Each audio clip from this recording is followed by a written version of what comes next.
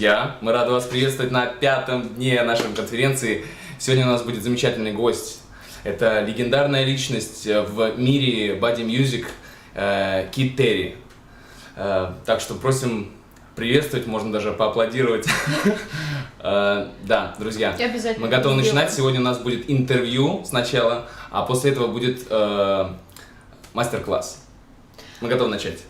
We are ready to start, and I want to introduce our super guest for today. Today with us is Kita Teri, legendary body percussionist, body music mover, rhythm dancer, tap dancer as well. Amazing person, person that have created the whole community around body music movement. And yeah, we are extremely happy to see you with us today. Hello, Kit. Hello. Hello. It's so nice to be with you. Great. We have prepared a few questions for you, and Okay. Andrew, I will give a few words to Andrew right now, so he will explain our audience what is going to happen today. Да, друзья, сейчас у нас будет происходить интервью. Вы также можете задавать свои вопросы, вопросы, которые будут подходить к контексту тому, что мы сейчас будем, о чем мы будем говорить, они будут сразу же озвучены. Но также озвучивайте те вопросы, которые вас интересовали, и мы их зададим.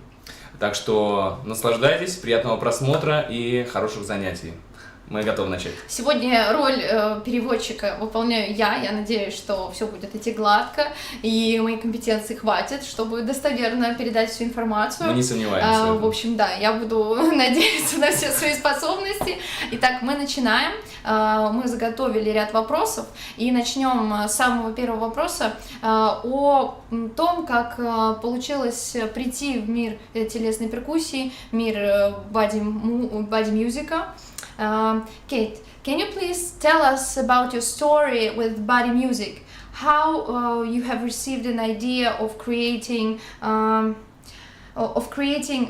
only the festival but first this movement? How you met with this idea? Well, it was no great plan of my own. It was just how kind of life unfolded. I've been a drummer all my life. I played drum set, and in the 1970s, a lot with tap dancers. Mm-hmm. Do we need to translate? Yes, but I think I will manage, so you can tell a little bit more, and I will make a break. Mm-hmm. Okay. So I was working with tap dancers. These were jazz tap dancers, not so much like Broadway tap. Mm-hmm. But they're jazz musicians. Their instruments were their feet. And it was a great generation of dancers. They've all passed on now. But there are people like the Nicholas brothers, Sandman Sims, Gregory Hines, Chuck Green, Eddie Brown, Steve Condos, Charles Honeycoles, Charles Cookie Cook, Jimmy Slide. I like to say their names. Like I said, they've all passed on. It's a way to kind of bring them back into the room with us. So I was very inspired. Tell me when you need a break. Thank you. So I was very inspired by these dancers and their rhythms, their music that they could create. And one day in a rehearsal, I had this thought I could stand up and I could displace everything I was playing on my drums onto my body. And that's how I got started. And one idea led to another. And there were two dancers who really encouraged me, Charles Honeycoles and Charles Cookie Cook, who saw what I was doing and said it reminded them of some traditional work they had done as they were children growing up. That it had different kinds of rhythms and moved in different ways, and they both encouraged me to pursue it, and I followed their advice. I'm still pursuing it. Mm-hmm. Thank you. Yeah, I think now it's a good pause for me. Мы задали вопрос, да, про то, как Кейт пришел в мир телесной перкуссии, в мир боди-мьюзика. Он сказал, что не было специального плана по созданию такого широкого направления. Все произошло очень натурально, само собой. Он изначально начинал как перкуссионист, да, как человек, который уже работал с ритмом.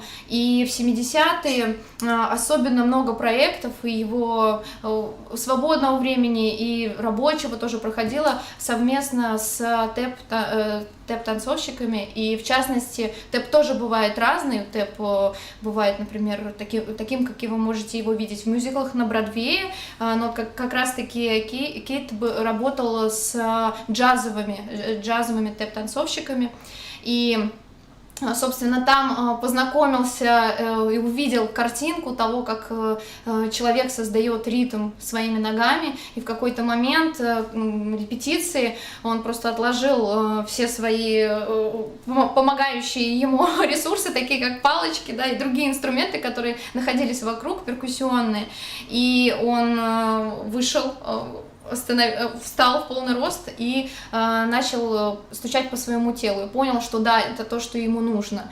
И его очень сильно вдохновили танцовщики того времени. Он назвал много имен, я сейчас перечислю буквально несколько из них.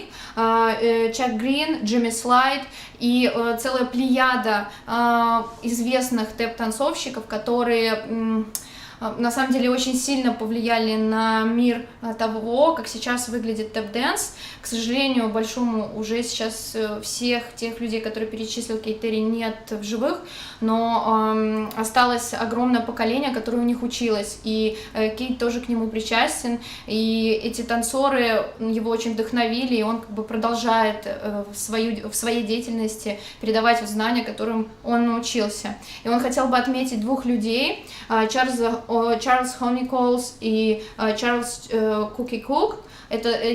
Конкретно эти два танцора, два человека очень повлияли на его знакомство с тэп-дэнсом.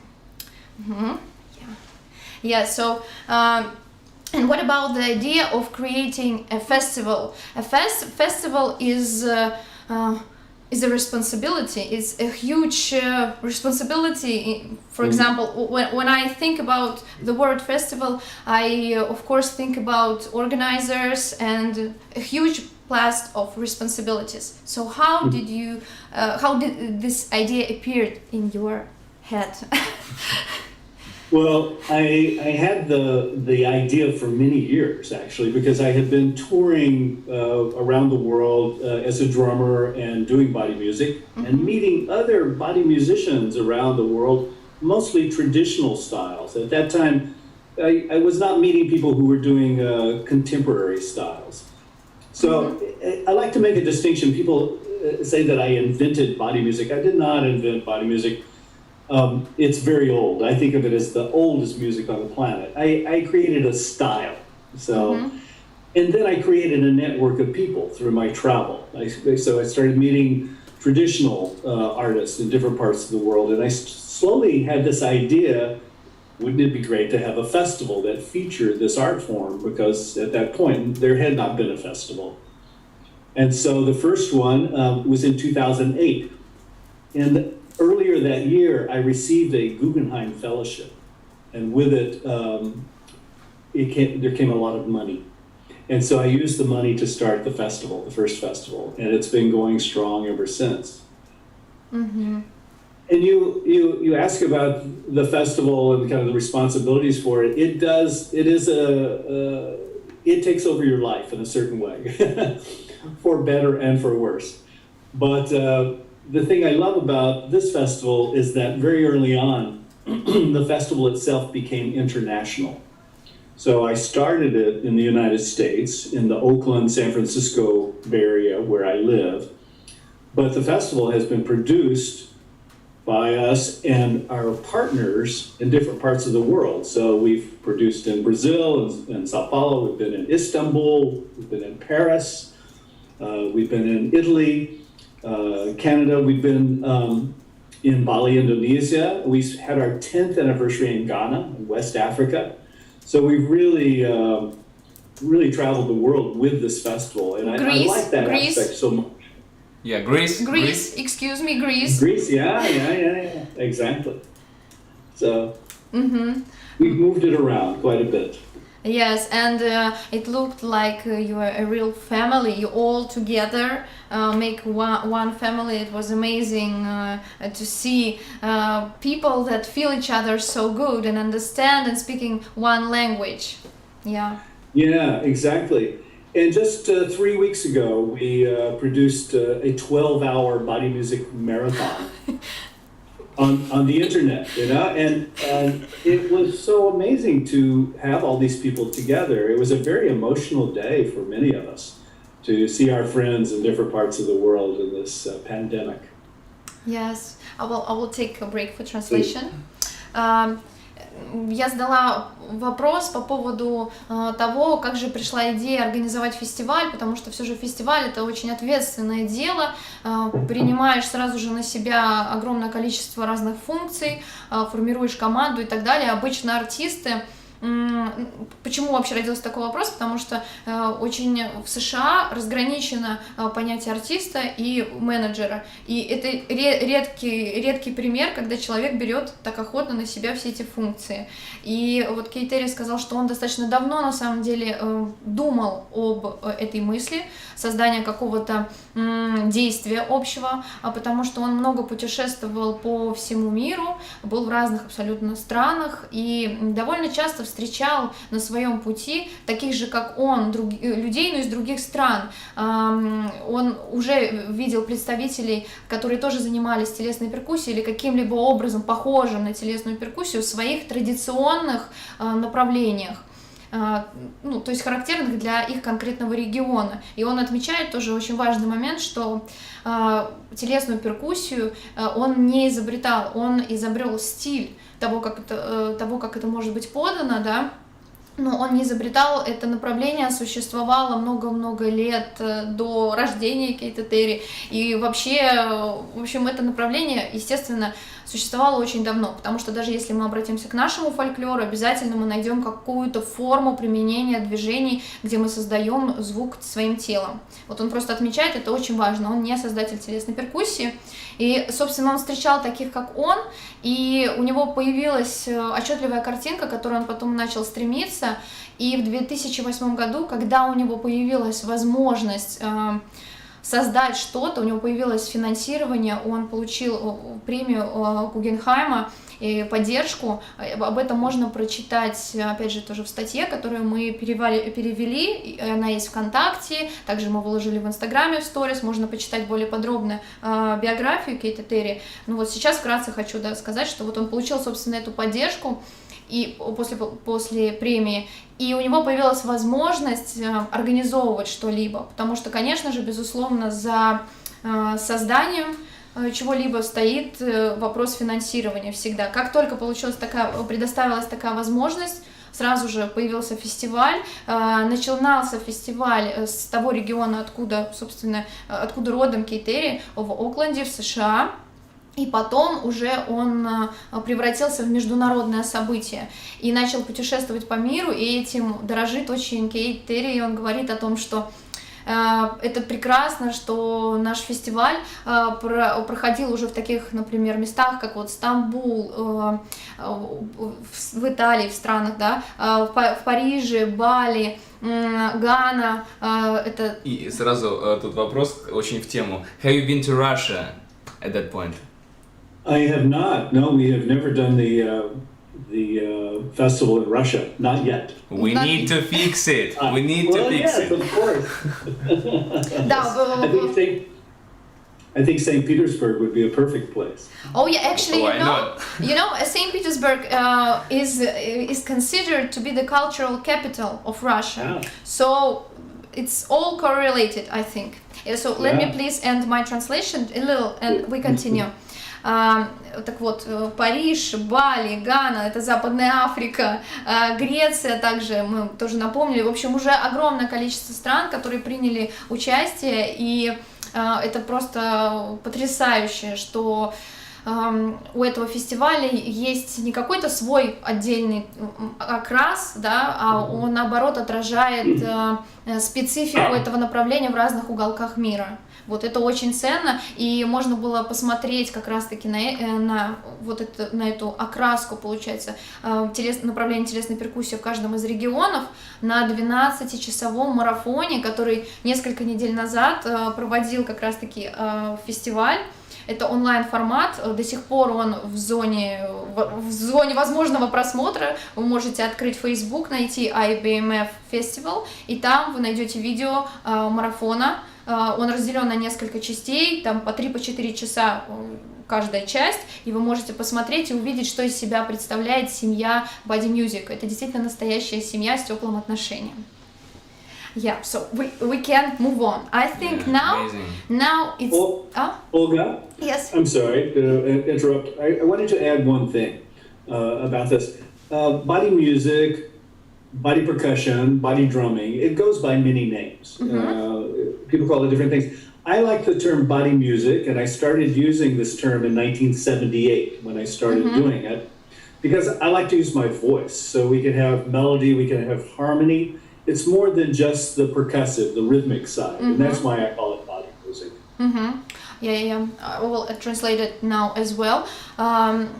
Также очень важно понимать, что можно по-разному называть вот это направление, которым занимается Кита Тери. Можно сказать телесная перкуссия, можно сказать музыка тела, body music, да, как это называется. Еще есть много других названий, просто перкашн, например, перкуссия. В принципе, это тоже будет уместно, но он придерживается термина body music, именно своего стиля и своего направления, которое он представляет. И я думаю, что в дальнейшем в нашем интервью мы тоже будем его как можно больше использовать. Почему он относит свое направление к этому термину, потому что он любит использовать голос, для него это очень важная составляющая, и этот термин он придумал, использует уже с 1978 года, и поэтому для него это привычное название, и, собственно, можно называть по-разному, но для него это все body music. Вот, просто прояснил такое дополнение. Okay, thank you. Now it's a question personally from me, because I'm a dancer, and I have seen at IBMF marathon that we just talked about a huge presence of movement and dance. And it's very interesting. How do you show this presence of movement in your festival, in the program of your festival? Because I really felt while I was watching marathon that it was many different forms of movement. Inside body music movement. Yeah, it was the forms, they of course were different from country to country, and of course they look not the same, right. But it was not only a tap dance. I really felt that it was so much more, and not only one specific style. So it's interesting. Do you always have this idea of combining movement and body music practices? Because if for example you will try to look after a video in the internet, you can find a lot of body music artists that are standing still or just like to work in a stable form. I would call it this way. Stable position. Stable position. It's just interesting because I think it really reflects your attitude towards what you do. Can you please tell a little more about that? Yeah, thank you. It's an astute observation. Because there are many different styles, and it kind of goes back to what I was saying of body music versus body percussion. So for me, a lot of the static kind of rhythmic, I think of that as body percussion. Whereas if I'm incorporating the voice, if I'm incorporating movement, choreography, this is what really interests me. It's that combination. It's the artists who can move in space, who can create choreography, who can carry the musical, the rhythmic side with the hands and the feet and the snaps, but also can then create melodies and harmonies at the same time. And for me, that's the complete picture. I'm always looking for that. That's what really, really excites me. So you're right. When I'm curating the festival, I am often looking for these qualities in the artist. and also a mixture of traditional and contemporary styles. Because the traditional styles are the roots of all this contemporary work that we're seeing around the world now. And it's also some of the most difficult to find at times because it's not created for performance. It's often within a culture. It serves other purposes.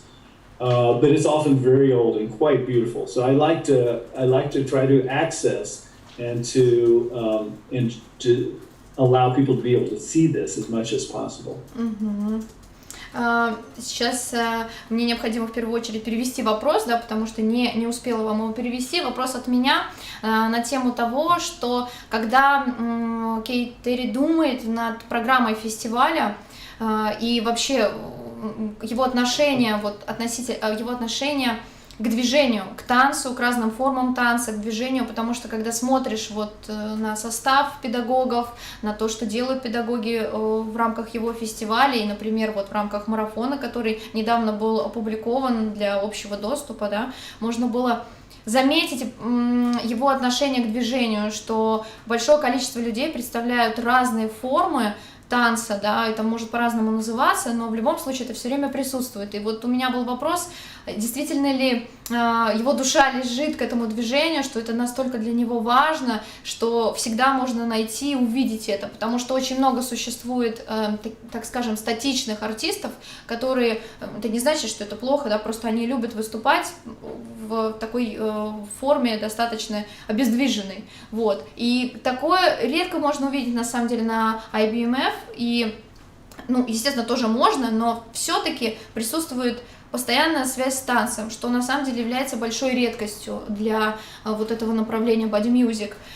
И Кейт сказал, что да, действительно очень хорошее наблюдение, верное, потому что его вдохновляет соединение как раз-таки и перкуссии, голоса и движения. Это то, что его вдохновляет, это то вообще, ради чего он, собственно, все изначально задумывал и придумывал.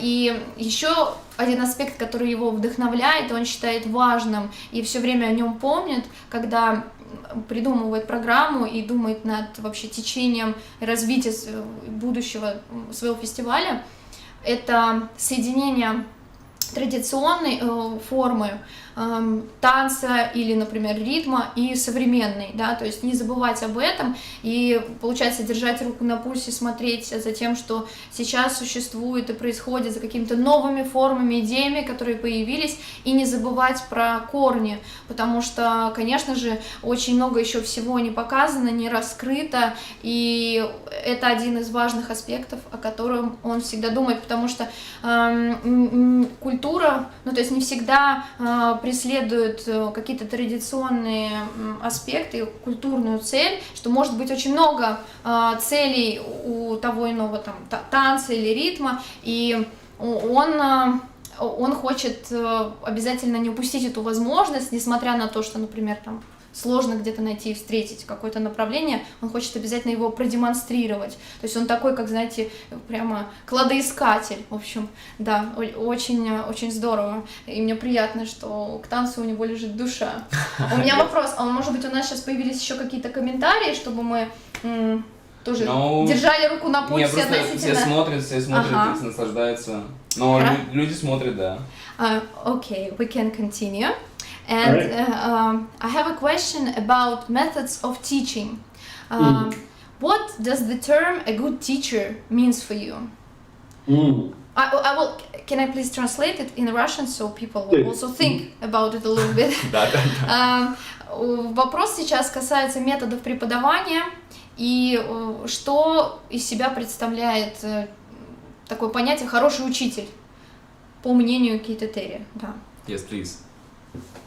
So, if I think of teachers that I think of as good teachers, these are teachers that are very clear in their explanation and their questioning, that they are excellent at their pacing, that they can take a class, they can assess a class, what are their abilities, and they can push that class to their edge, to their maximum, so that people are feeling challenged but not overwhelmed. It's a very special skill, I think, that good teachers have. and also the ability to engage everyone that's in the classroom. So some people may have different abilities of understanding quickly or being able to execute. They have coordination. But the good teacher allows everyone in the room to kind of work at their optimum, at their highest level, no matter where they are. And also, I feel like a good teacher, when I walk into a room and there's so much happening, there's things going on all over the room, and the teacher seems to be doing nothing, I always think, this is a good teacher. Because it's more about how to trigger people, how to inspire them, how to create material and exercises that gives the participant ideas as well. Mm-hmm. Make sense? Yes, of course. Thank you very much. Great thoughts. Yeah. I really like it.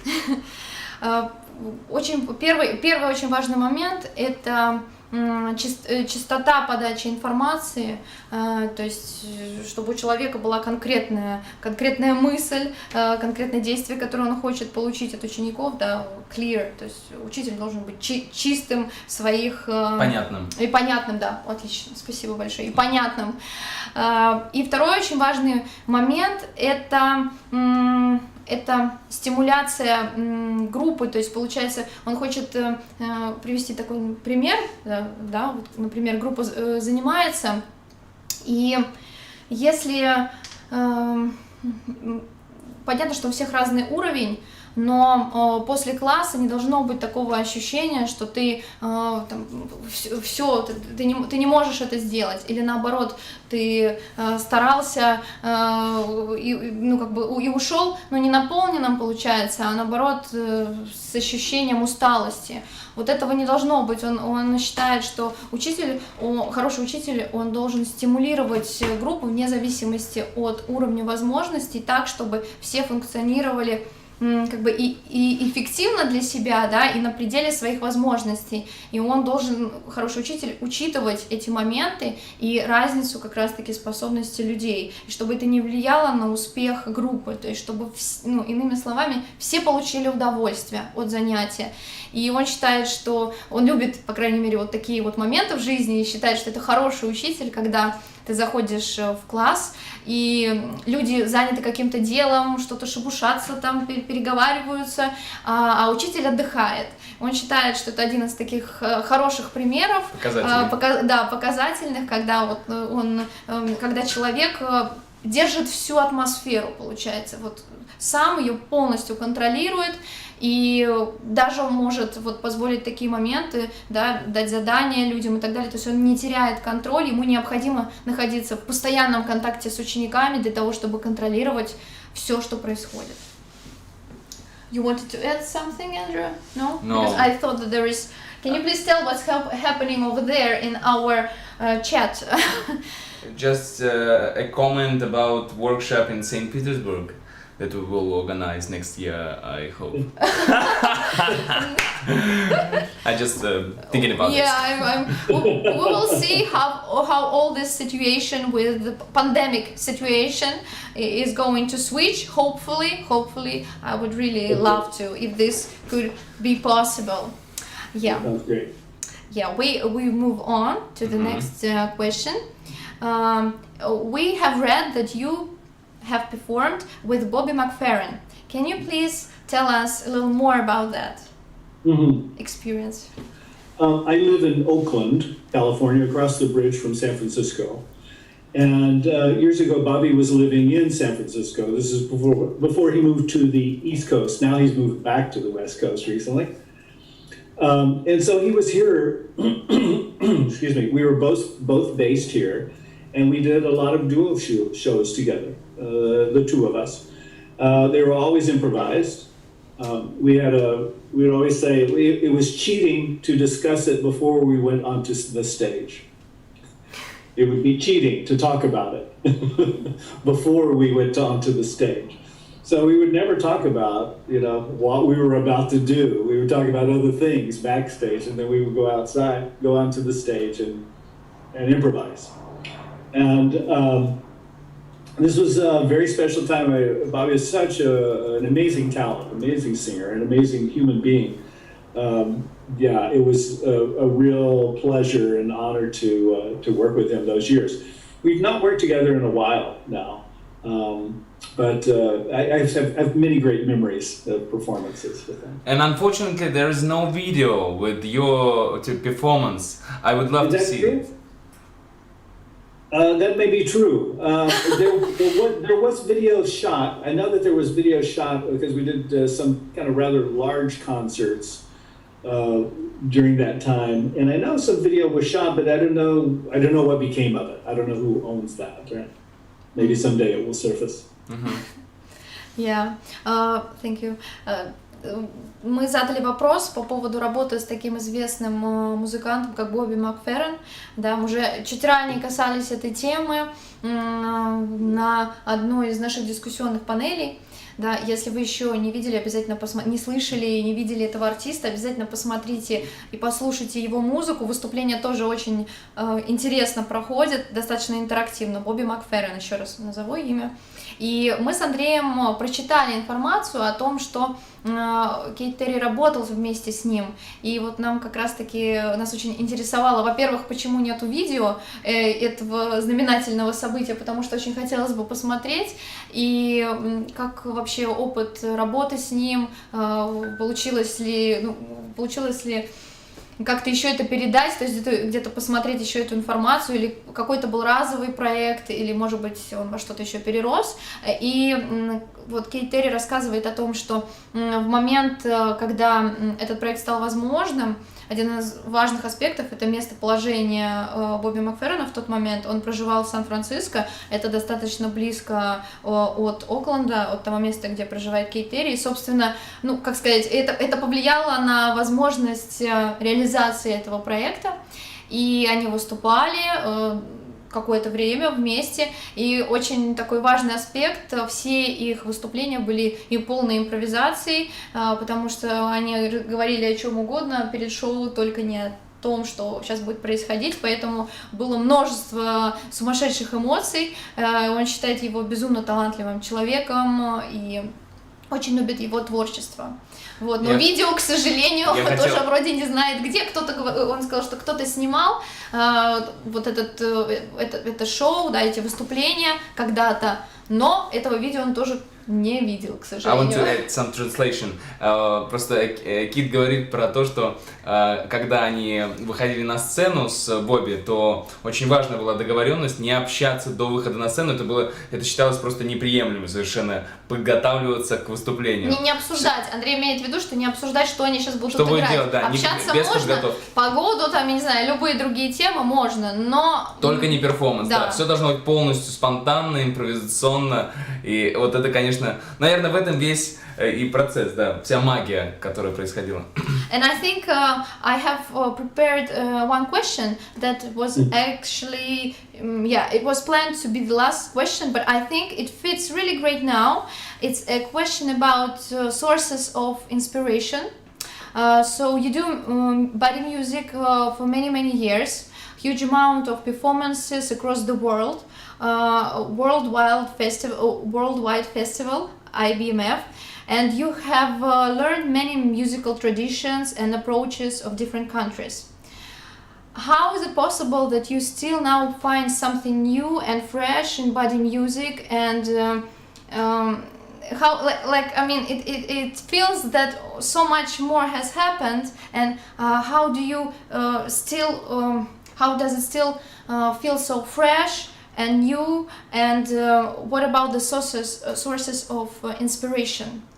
Wow.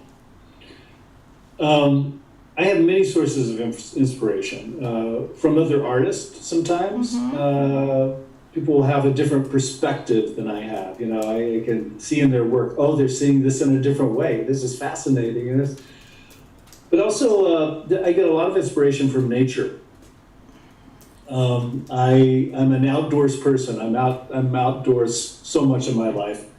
And I love being outdoors. I love the beauty of nature. I love the sounds of nature. I'm often inspired by whatever environment I'm in, you know, whether it's the natural world by the sounds of birds and animals and the wind, or if I'm in the city, I live in a very urban setting. So the sounds of traffic, the sounds of people passing by on the sidewalks. I'm really attuned to all these sounds around me, and I think of them as music quite frequently. The other thing is I hear a lot of music in my head. I don't listen to external music like with my iPods. My wife jokes with me that I can drive for a long, long time without turning on the radio. And when we first met, she said, "How do you do that?" And I said, "I'm listening to the music in my head. It's like I can I can turn the knob in my head and listen to different stations if I want." So that's been a real gift and a source of inspiration. But I'm inspired by acts of kindness. I'm inspired by acts of violence. Sometimes they will affect me and give me thoughts, and it will play out in an artistic expression. So there's no formula that I use in creating work. I'm inspired by many, many things in life. Thank you for telling. Also, I want to say that we really love your phrase that you said. Water is the medicine. Water is the medicine. We totally agree with that. Yeah. Totally. The sound and the feeling of this, yes. Yeah. It's you understand. It is medicine, and it gives me so many thoughts and ideas when I'm in it, when I'm around it, when I'm beside it. You know. Yeah, probably, this is one of the aspects of musical therapy, not in a general sense, but really sound affects people, of human beings, and produces some processes inside. Right. Yeah. Thank you for telling and reminding us these beautiful thoughts. I will take a break for translation.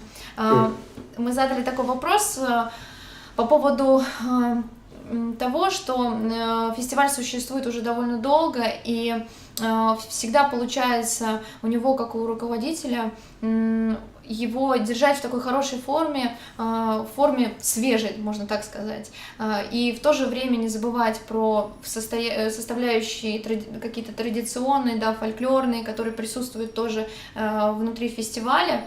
И такое ощущение, что очень много всего уже сделано и всего происходило, но каждый раз Кит приходит с чем-то новым, с чем-то очень свежим или с чем-то, например, традиционным, но таким нужным в данный момент. Отсюда вопрос, откуда он берет свое вдохновение, есть ли у него какие-то самые любимые источники вдохновения, которыми он бы хотел поделиться с нами. И он сказал, что одним из главных источников вдохновения являются, конечно же, другие артисты, которые своим творчеством его вдохновляют, и у этих людей какое-то свое видение своего направления, и, конечно же, вот эта вот непохожесть, она вдохновляет и дает силы для действий, для новых мыслей. Это один из самых важных таких аспектов. И также второе, он сказал, что природа и звуки природы, ему очень нравится вообще любой звук на самом деле, не только птички или звуки воды, которые он считает вообще как лечебными свойствами обладающие, но еще ему очень нравится в принципе разные звуки, то есть он такой звукозависимый человек, даже в городе он тоже любит звуки звуки, которые возникают в автомобиле во время пробки, например, ему вот этот нравится traffic sound. В общем, все, что его окружает, и это его подпитывает, дает какие-то идеи, и также третьим важным вдохновением является музыка, но он отмечает, что довольно часто музыка у него возникает в голове самостоятельно, то есть это не какой-то трек или композиция, которая где-то звучит, а довольно часто она просто вот так вот рождается, и он упомянул сейчас свою жену, которая не могла привыкнуть к тому, что когда Кейт водит машину, у него полная тишина и нету никакого радио. Она спрашивала, как же ты так едешь долго? Кстати, хочу отметить, что в США люди вот в Калифорнии очень долго могут ехать. Они могут ехать в магазин за продуктами, например, 100 километров. Чтобы вот вы понимали. И она вообще у него спросила, как же так, ты не слушаешь никакой музыки? Ты же как это возможно? И он сказал, что я ее слышу сейчас в своей голове. То есть это тоже такой очень важный момент. И здесь хочу добавить, что композиция, вот кто сегодня рано присоединился к нашему эфиру, мы сегодня просто как... Ну, в общем, потрясающе точно вошли в эфир. Как в Англии, все четко. Что нельзя сказать про предыдущие дни. Так вот, если вы подошли к эфиру чуть-чуть пораньше, то у вас была возможность услышать композицию с выступления как раз-таки Кита Тери. И эта композиция он нам рассказал, поскольку мы чуть раньше с ним связались и пообщались, это тоже полная импровизация. То есть это человек, который генерирует идеи вот просто по ходу действия, и довольно часто они вот так вот возникают в его голове, и он очень важное внимание этому уделяет, и обращает на это внимание и работает с этими идеями. Finally, yeah. It was long, difficult thought. Okay, great. You have told about your wife, and we have seen just now, and Eveladine, and we have seen many beautiful projects that you've done together. Like amazing projects and performances. Yes, and we understood that she's also a big part of Body Music Festival, IBMF. And it's very interesting how did she come into the world of body percussion. We know that she's a singer, but that she's also performing with a band. But it's interesting, how did this world of I said body percussion because it's easier to explain that maybe she didn't do it before, probably, and maybe she came up. And Alexandra Stampinka also told us not that long ago that while one of the workshops he have learned that she is also representing the style, the specific style that is called ham bones. If please correct me if I made a mistake. No, that's right. And can you please also tell a few words about this style? If just a few words. It's very interesting because we have never heard anything of that, and we were really surprised. So can you please tell us a few words about this beautiful person? Okay. So Evie is trained as a dancer originally, and she worked as a dancer for many years, and that's how we met. We were on a project. She was in a dance company that commissioned me to create a work for them, and we met through that project. And that was about 20 years ago. So she has, over time, really developed her musical side. She plays banjo and guitar, and she sings, and she's involved in traditional American music. It's called old-time music or Americana, but those are her roots. She's been around that her entire life. Her parents were very involved in it as she was growing up, she and her sister. And so she did start doing ham bone through dance. That was her entry.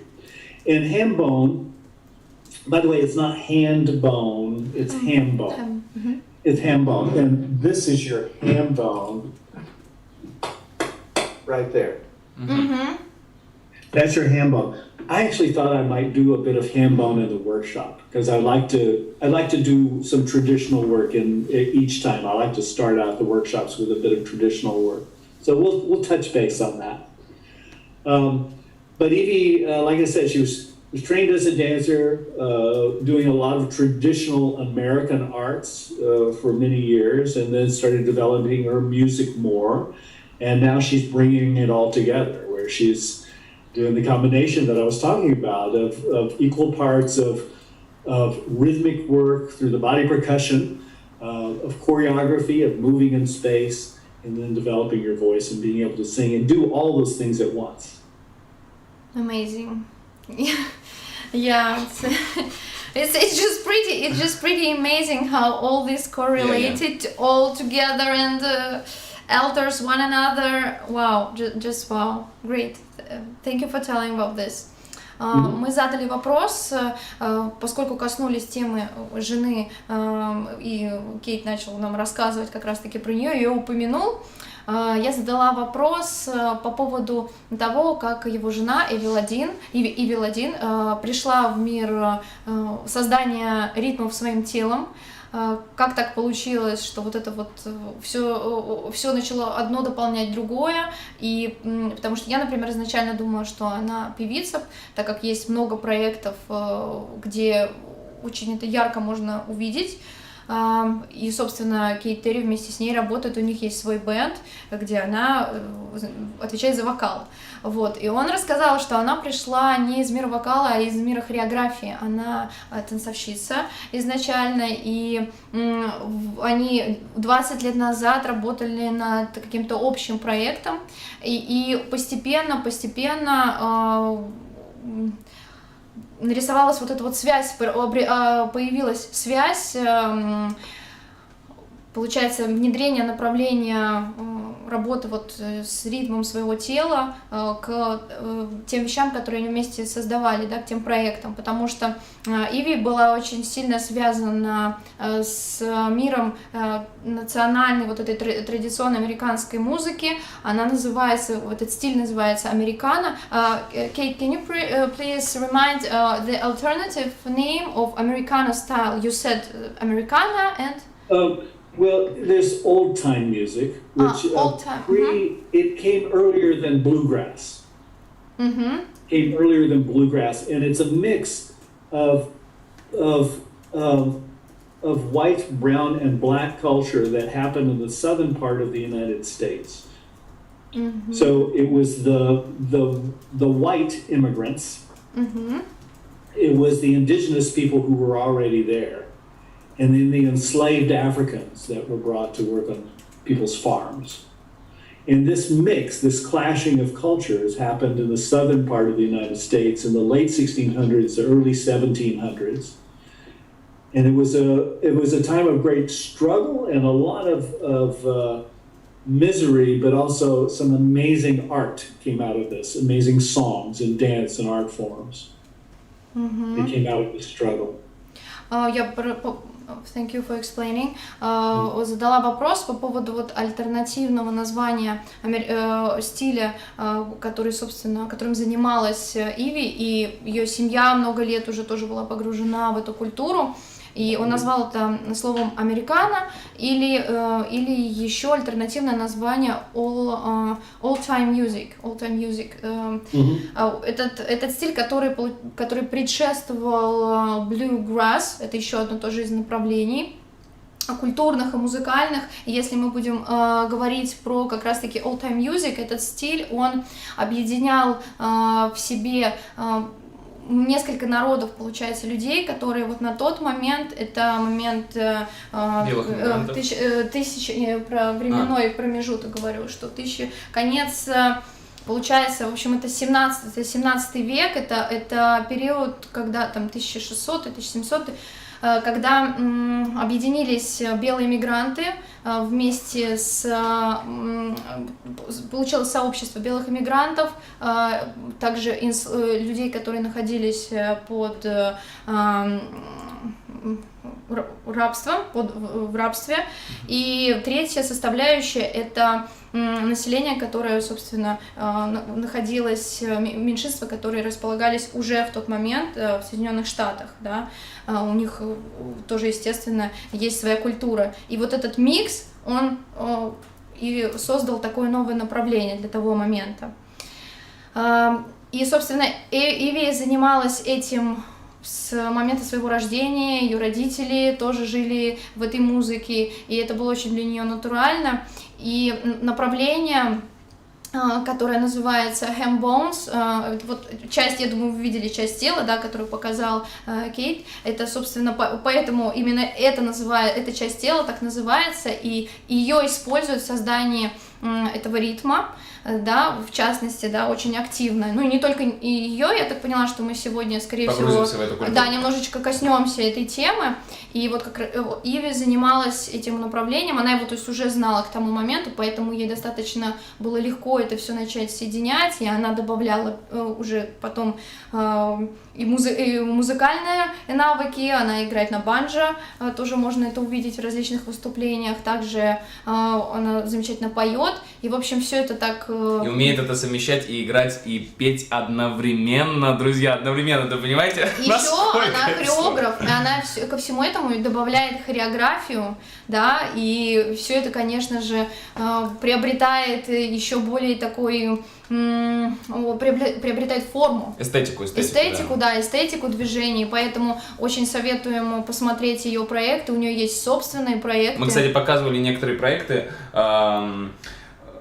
в панельной дискуссии телесной перкуссии во всем мире. Да, и там можно найти, можно даже не смотреть всю дискуссию, а посмотреть в ссылках, и вы увидите ссылку на проект Evil 1. We said now that during one of our discussions we have shown different videos, and one of the videos were as a performance of females in world of body music. Was amazing project of your wife, and we really loved it. And we said now people, if they haven't seen it, to try to find it. We give them the link in YouTube, because it was really beautiful video with so much movement, with different cultures like capoeira inside, and it was amazing to hear, to see, and yeah, we said about this, so it was really beautiful. Nice.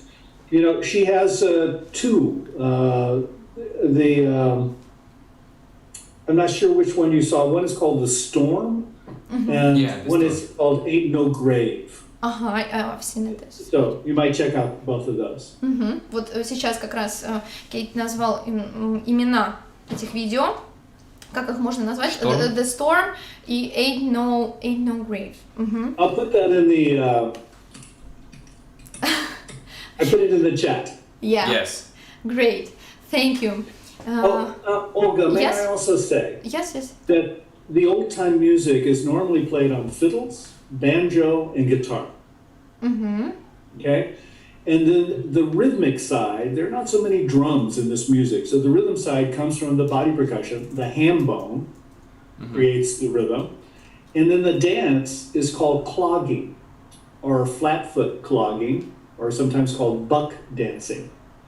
And this is a rhythmic step dancing. And it's a mixture of all these cultures that found themselves clashing in the southern part of the United States. And clogging is one of the grandmothers of tap dance.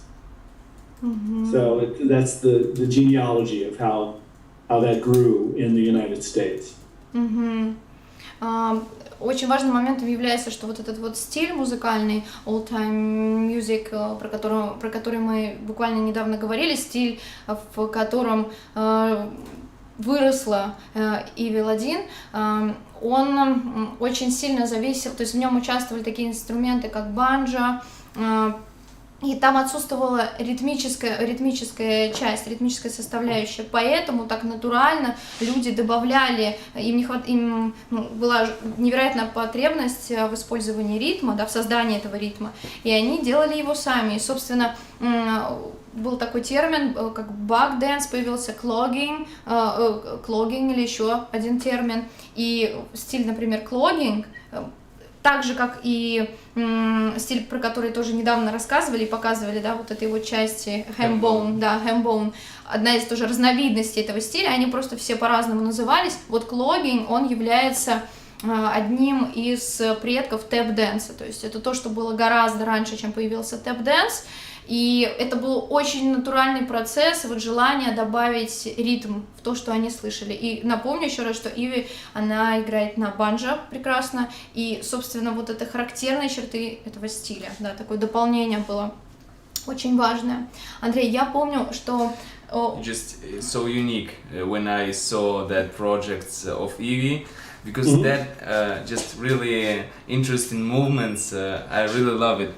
And I also have seen that you also do this stuff, and that's nice that it has historical point of this. Yes, I got my question because I'm a percussionist. All right. And I really wondering how you practice. You have some specific certain exercise to develop your technique, timing, or you just like to improvise to feel the moment and do whatever you want at the moment? It's a combination of things. I do have some exercises that I find that are really nice warm-ups, that they really benefit the coordination, but also the neurology, the brain neurology that happens. I like to do everything on both sides. So I may do a rhythm on one side leading with the right side, and then I'll reverse it leading with the left side. Mm-hmm.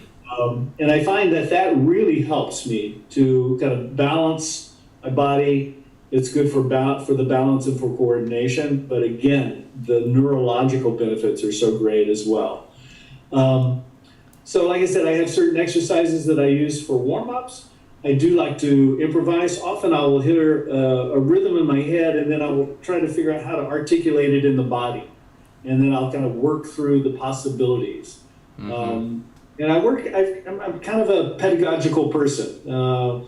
I tend to work through, I'll have an idea, and I will try to work through from many different angles to find what sounds the best, what feels the best, what looks the best if I'm, watching it from the outside. So there are many criteria. And I really love your ideas that I have seen with the polyrhythm. So many beautiful ideas, and more of that. I like the how it looks like. So it looks so easy and danceable. And the most point that you как сказать, достиг. Achieve. Achieved. You have achieved this, because it's really sometimes it's really difficult. And when I see your performances with Evie, I guess most the popular some performances, and your moving and mirror things with the polyrhythm, I really like it. That's cool. so clever and talented ideas. Thank you. Great job. I'm just respected. All right. Well, I always think it should look easy. Mm-hmm. I feel like it should look easy. I want people to, for me, when it really works, people relate to it and they think, oh, I can do that. That there's something about it that you relate to. To me, this is really important. This is really important. So it may be the coordination may be difficult, yes, but it needs to have an ease to it. Mm-hmm. Not that I'm going to show you something very complicated now. Yes. Andrei, I think it would be a great idea if you would translate this, because I think it will be very expressive. Yeah. Друзья, я бы сказал, что я как перкуссионист интересуюсь такими вещами, как практика, да, как человек с таким многолетним опытом тренируется, и как происходит репетиция. Это конкретные упражнения, или здесь происходит момент импровизации, когда мы включаем музыку, либо сами начинаем играть какой-то ритм и чувствовать момент и развивать его. И, конечно же, Кит объяснил, что это происходит и так, и так. То есть у него возникают какие-то идеи, возникают какие-то мысли, с которыми он начинает сразу же работать и развивать их. Но, конечно же, у него есть упражнения, которые, я надеюсь, он нам сегодня покажет, которые развивают мышление. И еще очень важный, кстати, момент, который мне понравился, что сказал Кит, это то, что он, развивая какой-то ритм, неважно какой, он его переворачивает на другую сторону, пытается сделать как с правой руки, так и с левой, развивая все вещи, которые происходят в голове. И это очень помогает ему выдержать баланс, то есть чувствовать свободу я так понимаю, в целом в импровизации во время игры любого ритма, умея играть его на правую, левую руку, как я, надеюсь, правильно понял. Да, ты все правильно понял. I understood right. Мне кажется, что наши зрители тоже должны знать тот комментарий, который ты сказал на английском по поводу их номера, да, что ты отметил. Да, я скажу. Значит, я просто смотрел много видео с Китом, мы с Олей смотрели много-много всего, И вот как раз-таки Кит с Эви, когда выступают, мы пришлем ссылку, я думаю, на это видео, где они делают сложные полиритмические структуры, при этом зеркально их разворачивая, танцуя их, и делая это абсолютно легко и непринужденно, хотя по факту это довольно сложные вещи. Полиритм — это в принципе сложные вещи, но в body music это подано с такой легкой эстетикой, которая воспринимается прям очень легко. И очень, что мне понравилось, достигнута такая танцевальный эффект, что человек видит, что это легко, это можно танцевать и чуть ли не прямо сейчас повторять за ними.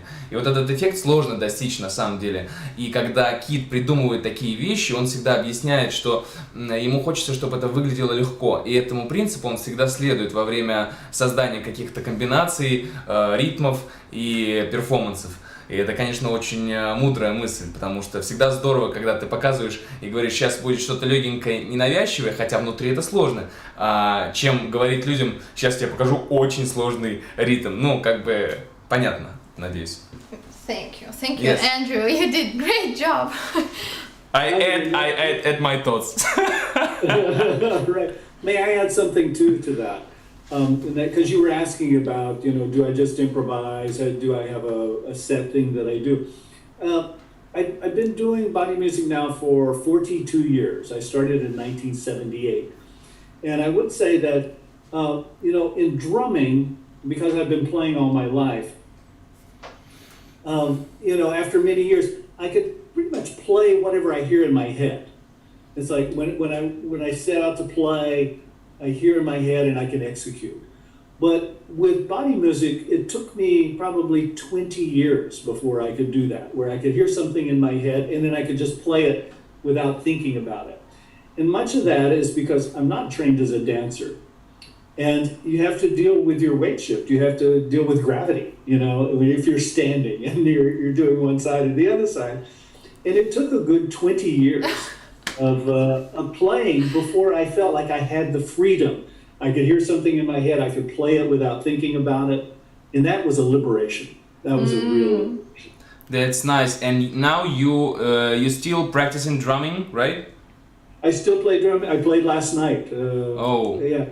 So you play with the bands and with the projects? I play with the band. Well, we are still in quarantine here, so I had 6 people in my front yard last night playing music.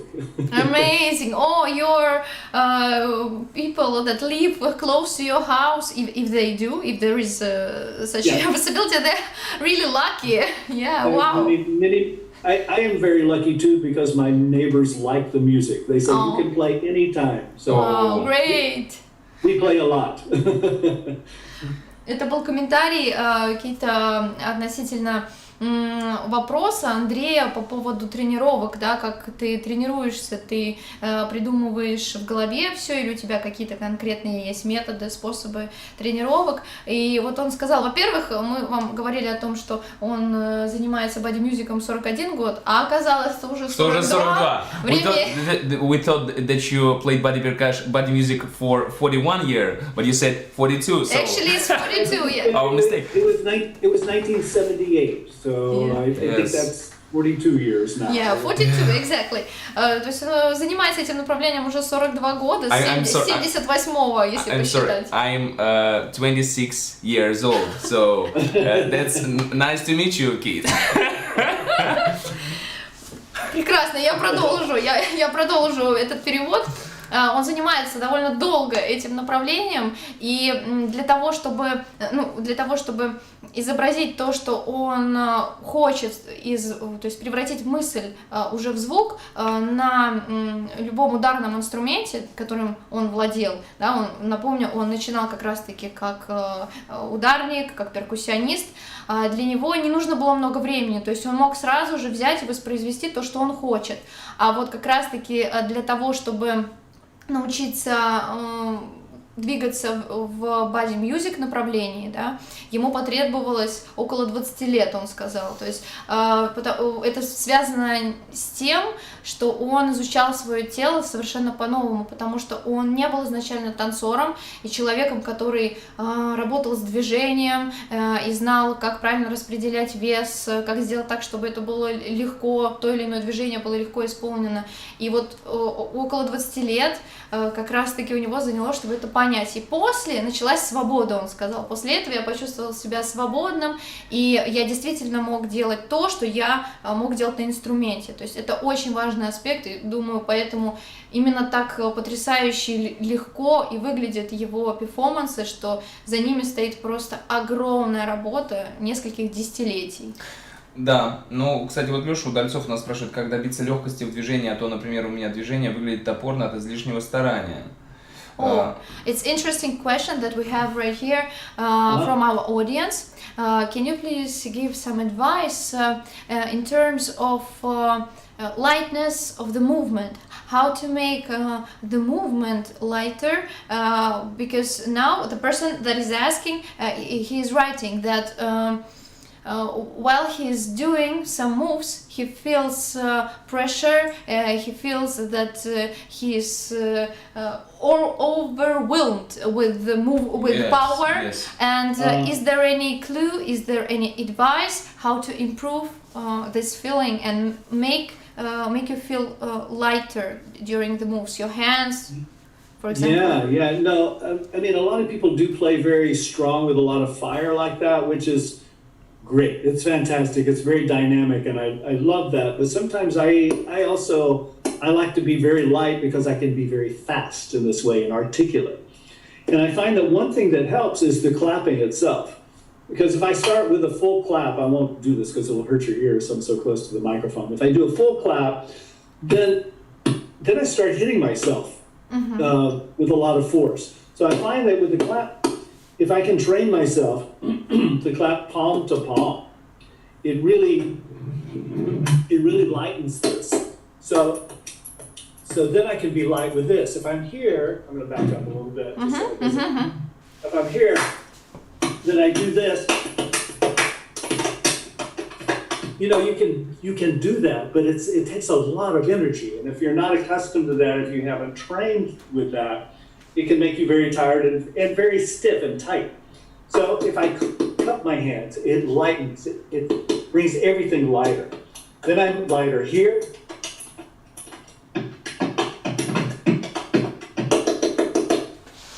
I find this key, this really helps. I find it really helps a lot of people. Just training to start there, you know, rather than this. Keep everything much lighter. Keep it smooth. Да, вот сейчас очень хорошо, что Кит продемонстрировал как раз-таки подход работы со звуком. Тут даже, видите, работа, получается, происходит совместно как с движением, так и со звуком. То есть он предлагает начинать с того, какой звук вы создаете. Не начинайте с громкого хлопка, да, если вы чувствуете вот как раз-таки эту проблему, вы хотите усовершенствовать этот момент, начните с хлопка. Он показал форму, да, которую он держал, вот такого закрытого хлопка, когда звук получается более приглушенный, более мягкий. И попробуйте запускать все время движения с этого звука. То есть таким образом, он показал пример, как он, получается, сочетает разные звуки. Понятно, что он сейчас показал очень много звуков. Он ушел и вниз, и поднялся наверх, но обратите внимание на тот момент, что он начинал с хлопка. Получается, что хлопок, он был таким, как сказать, идеалом, да, наверное, высоты звука. Хлопок задает состояние, мне кажется, в теле, что ты после того, как делаешь мягкий хлопок, ты продолжаешь мягко двигаться и перемещаться по всему телу. А когда ты делаешь жесткий хлопок, то вот эта резкость, мне кажется, напряжение, которое возникает в руках, оно перемещается и на все тело. Соответственно, и ты продолжаешь так делать. Поэтому Кит рекомендует хлопки начинать делать мягко, и тогда это ощущение будет передаваться уже на остальное, на остальные движения и звуки. Да, но также он сказал, тоже, он, собственно, с этого начал ответ на данный вопрос, что есть такие артисты, которые любят играть жестко. Да. То есть не исключайте тоже такую возможность, что это может быть ваш стиль, да, то есть здесь надо разграничивать понятие, где вы чувствуете, что вам некомфортно. Я так понимаю, что как раз-таки вот эта ситуация касается какого-то дискомфорта, неудобства делать то или иное движение. Но и есть также артисты, которые любят очень сильно ударять, используют такие жесткие достаточно движения, и это является их какой-то отличительной чертой. Такое тоже бывает, но практика была предоставлена очень хорошая, я думаю, наглядная. Вот также напоминаю, что вы можете задавать вопросы. У нас осталось буквально немножко времени. Лёш, вопрос очень классный. Да, и на самом деле, good question. It's a really good question because for many people, it's from the beginning, it's really big struggle and difficulty because you don't know what to do. You're a little stressed. You work with rhythm. If you have never done it, so it's the first point that you meet while you practice. One of the first points. Yeah, and Olga and Andrei, the same goes for the feet, because people sometimes really stomp hard, and if you stomp hard, then you're clapping hard. Everything in between, you're going to be hitting hard. If you can train yourself to be lighter with the hands and lighter with the feet, everything in between will also be lighter. Nice advice. Yeah. And then it makes it more musical. Like I said, there's always a place for that kind of dynamic. It's very exciting, you know. It's and some styles are based on that, and it's a beautiful thing.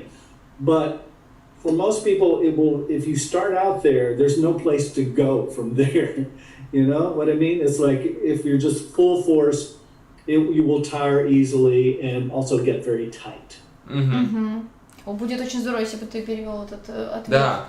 Да, по поводу ног, друзья, та же самая история, что когда мы так, вот по тому же принципу, не буду его заново пересказывать, работаем с ногами, стараемся их сделать мягкими, да, и звучать, чтобы звучание было мягким, то все, что происходит между, да, все наши щелчки, звуки, удары по бедрам, по груди и так далее, все тоже становится автоматически мягким, и как раз таки это очень важно. Хотя Кит опять-таки говорит, что если вы хотите именно играть жестко, то это здорово, то есть это наоборот нужно делать и пробовать, практиковать, но при этом нужно понимать, что когда вы начинаете использовать максимум своего потенциала, то вам некуда дальше развивать, то есть вы начинаете с максимальной жесткости, да, и все, вам дальше некуда идти, поэтому всегда есть место для того, чтобы начать мягко развивать ритм.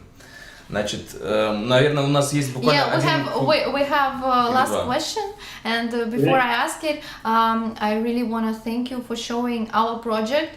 That was the beginning of our festival. It was happening a year ago. This project, Rhythm Without Borders. 2019. Yeah, 2019. And first of all, it was not a festival. It was just a learning program for people with disabilities that live in concrete geographic place in St. Petersburg. These people were older than 18 years, so it was a specific group of people that we worked with, and it was there were no idea to make a festival at that time, but as long as we are not professionals in terms of working with people with disabilities, I mean, by this I mean some certificates or a special education, we are working in collaboration with the specialists that work in this field, and they make consultations, they give us advices how to teach, how to work sometimes. So they help us with that, but we are not professionals in that, and the idea of creating this festival was to share the idea of body music.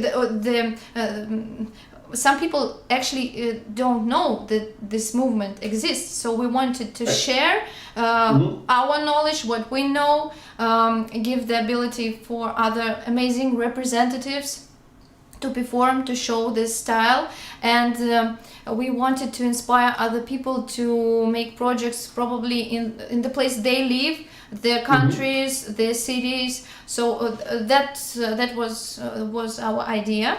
And now this year, as long as it is a festival, so amazing things as, for example, this interview can happen, and online format really gave us an amazing surprise, I would say. Yeah, and we are really thankful, and because of online format that we were forced to kind of work in, everyone, such amazing things as, for example, showing this video on your marathon happened. So it was really great chance for us and for people that have taken part in this project. So my question is about, do you have some kind of experience like that, working with people of disabilities, with disabilities, or probably you have seen some other projects like that, so maybe you will encourage also other people now and tell maybe a little more information about examples like that. Yeah. Well, first of all, I have to say that I really love your Billie Jean video. Thank you.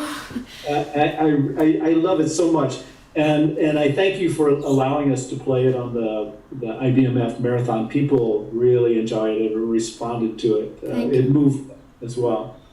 But that's one of the beauties of body music, that it can really transcend a lot of different areas, and not only just create artistic works or used for educational purposes, but to engage special populations.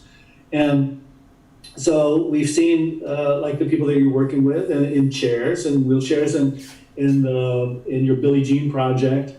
There's a group in Istanbul called Kekacha, and they've had a project that's been going for many years with hearing impaired people, with the deaf community. Very, very popular program. It's been going, I think, for 6 or 7 years, maybe even longer now. I've worked a lot with autistic people.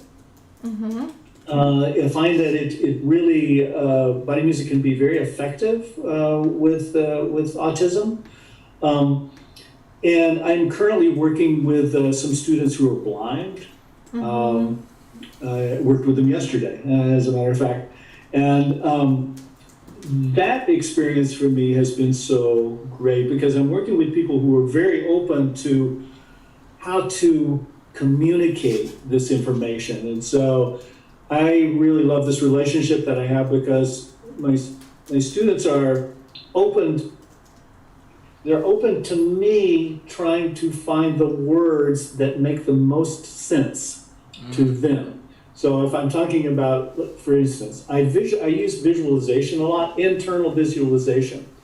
So speaking to a person who does not see, does this make sense to talk about? These students are so open, and they help me to devise the words that I can explain to them that makes the most sense. Do you understand what I'm saying? Yeah. So I feel so honored that I am trusted in this position. And so I feel like we are helping each other a lot. I'm learning a lot, and I feel that they seem to be learning as well. Also, I have a project called Rhythm of Math, which teaches mathematical skills to children.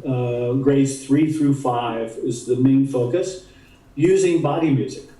It's a kinesthetic way of learning.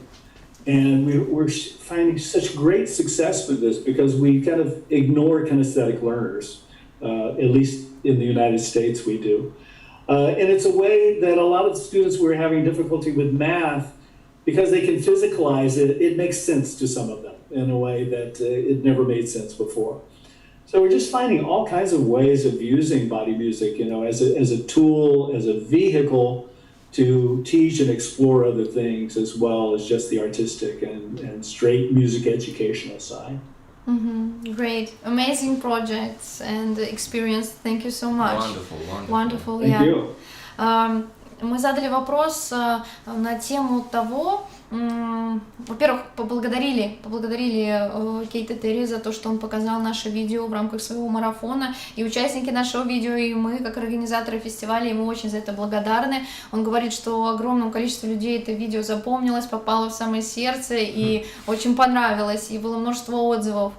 И, естественно, мы очень благодарны этой возможности. Она появилась исключительно из-за формата онлайн. Мы, безусловно, сейчас накапливается уже такая усталость, да, от онлайн-формата, но, тем не менее, такие потрясающие вещи, как сегодняшнее интервью, и вот как та возможность показать людям в разных уголках мира тот проект, над которым мы так усиленно работали, они все возникли благодаря онлайн-формату. Поэтому это, конечно же, большая радость для нас, и мы просто счастливы, что это произошло. Я на этом, основываясь на этой информации, задала вопрос по поводу того, есть ли у него опыт работы с подобными проектами, или, возможно, он видел нечто подобное, не сам делал, а видел в каких-то других странах. Не мог бы он поделиться своим опытом и своими знаниями на эту тему. И он сказал, что именно этим ему и нравится body music и вообще, в принципе, в целом искусство, что его можно совершенно по-разному применять. Можно применять как в обучающих целях, да, направление body music, можно создавать, да, какие-то театральные вещи, шоу и так далее. То есть можно абсолютно по-разному смотреть на направление, собственно, искусства. Оно очень, конечно же, несет многозадачность.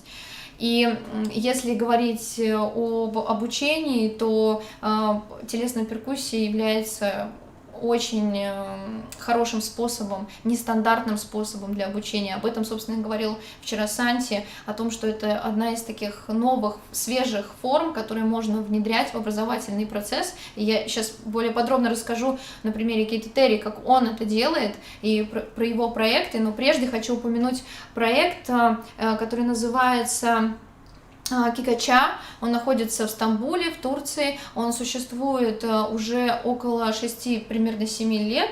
Точно сложно прямо всю секунду сказать, но он уже довольно давно существует.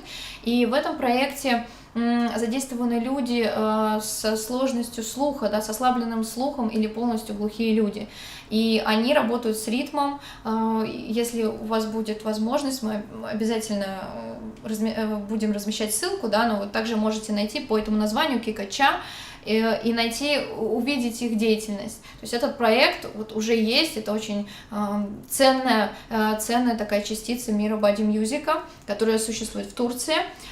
Также он знает множество артистов, которые работают с детьми с аутизмом, не только с детьми, то есть довольно часто искусство и аутизм тоже переплетаются очень сильно. Например, мы показывали тоже в одной из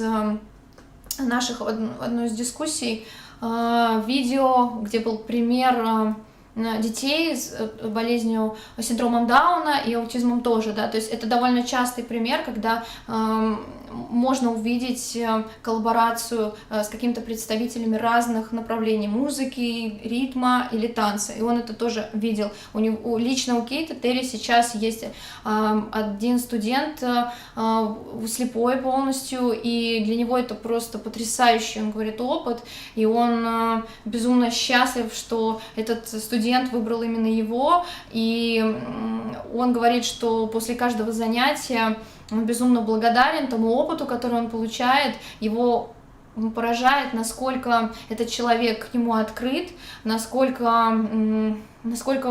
он ему помогает в течение обучающего процесса, потому что со всем своим многолетним опытом иногда Кейту очень сложно подобрать слова, какие-то визуализации. На самом деле визуализация, она тоже очень для многих важна.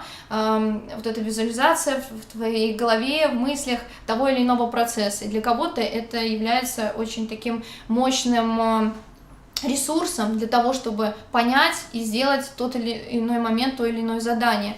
Так вот, если мы говорим об обучении людей слепых, то, безусловно, упоминание какой-либо визуализации – это довольно сложный аспект. Тебе нужно подбирать определенные слова для того, чтобы правильно доносить. Так я сейчас перевожу слова Киты Тери, так он думал, да, до того, как начал обучать этого студента. И оказалось в процессе обучения, что ему студент начал помогать подбирать эти слова, и это был просто потрясающий процесс, насколько вообще люди открыты, насколько действительно, я на самом деле очень понимаю, о чем говорит Кейт сейчас, потому что у нас даже переспросила, вы точно понимаете, что я говорю, достаточно ли ясно выяснился, но это действительно просто потрясающий момент, когда люди перед тобой максимально открыты и сами тебе говорят о том, что вот этих ограничений, их на самом деле их не существует, и помогают тебе. Тебе кажется, что они есть, и ты подбираешь какие-то слова, ты чувствуешь себя неловко, а аккуратничаешь, боишься допустить какую-то ошибку, а на самом деле люди абсолютно перед тобой открыты, и это просто невероятно помогает обоим сторонам, то есть это обеим сторонам. Это важный такой момент, и он, конечно же, продолжает сейчас этот опыт и продолжает обучать этого студента, и очень рад такой возможности, которая появилась в его жизни. Помимо всех программ, всех примеров, да, которые сейчас были перечислены, еще есть одна программа, которую он ведет в школе среднего образования. Это ученики 3-5 класса, да, насколько я поняла. 3-5 лет, я так понял. Это... You said the program for rhythm of math. Is it done for students of elementary school, or how old they are? They range from ages about from 7 to 10 or 11. Yeah, exactly, yeah. 7 to 10. Yeah. Это получается наша начальная школа. То есть есть сейчас такой проект, которым тоже занимается Кита Тери. Он называется «Ритм математики», «Rhythm of Math», можно так перевести, «Ритм математики». То есть обучение математике через ритм.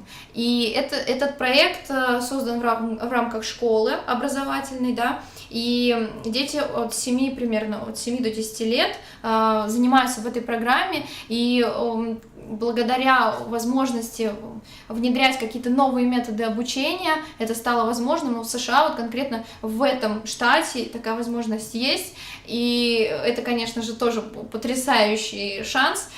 Кейт, как только ему предложили такую идею, он с радостью тоже согласился, занимается этим проектом, и он отмечает, что для многих детей гораздо проще понимать вот этот материал через физическое действие, то есть математический материал через физическое действие. Да, и вот, кстати, хорошим примером является вот это 2-3...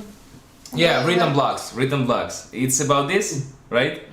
We use the rhythm blocks to teach the math. Exactly. Yes. And we'll do some rhythm blocks when we do the workshop. Oh, great! Yeah, great. We will move. For just 1 minute left. We are moving to the workshop. Yeah. May I say one more thing about the application to other areas of interest? I read that Oliver Sacks, the great psychiatrist, once said that so much of mental problems was created by the disconnection of people, our disconnection with ourselves and our disconnection with other people. And this creates isolation and leads to mental problems. So I thought a lot about this and thinking just about body music and how useful it is in this situation, because I've worked with people who are mentally disturbed, and I find that by doing body music, it does put us in touch with ourselves. We are touching ourselves. Mm-hmm. It's a very tactile thing. So it kind of brings us back to our bodies. And if we were in a class of people that we are doing this together with other people, it also puts us in touch with other people. So I feel like it has that potential of being a powerful tool to help people reconnect with themselves and with other people. Mm-hmm. Yeah. Mm-hmm. Также Кита Тери хочет добавить, что однажды... Excuse me, may I ask why you were translating? May I go get some more water on this? Yes, of course, of sure. course. I'll be right back. Yeah, of course. Thank you. Welcome. Очень такой важный на самом деле момент, поскольку мы сейчас переместились к вопросу обучения, да, одна из таких мыслей, которая сейчас появилась в голове у Кита Тери, пока вот мы рассуждали на тему обучения и различных проектов, которые внедряют вот эти новые формы, такие как body music, в процесс образования. Он сказал, что он читал однажды статью, и там была такая мысль, которая у него очень сильно отзывается. Мысль состоит в следующем. Там было написано, что большинство заболеваний, связанных с мозгом, да, заболеваний мозга, они возникают из-за того, что человек находится в таком дисконнекте с самим собой, а также в разрозненности, вот, так он скажем, не чувствует связи.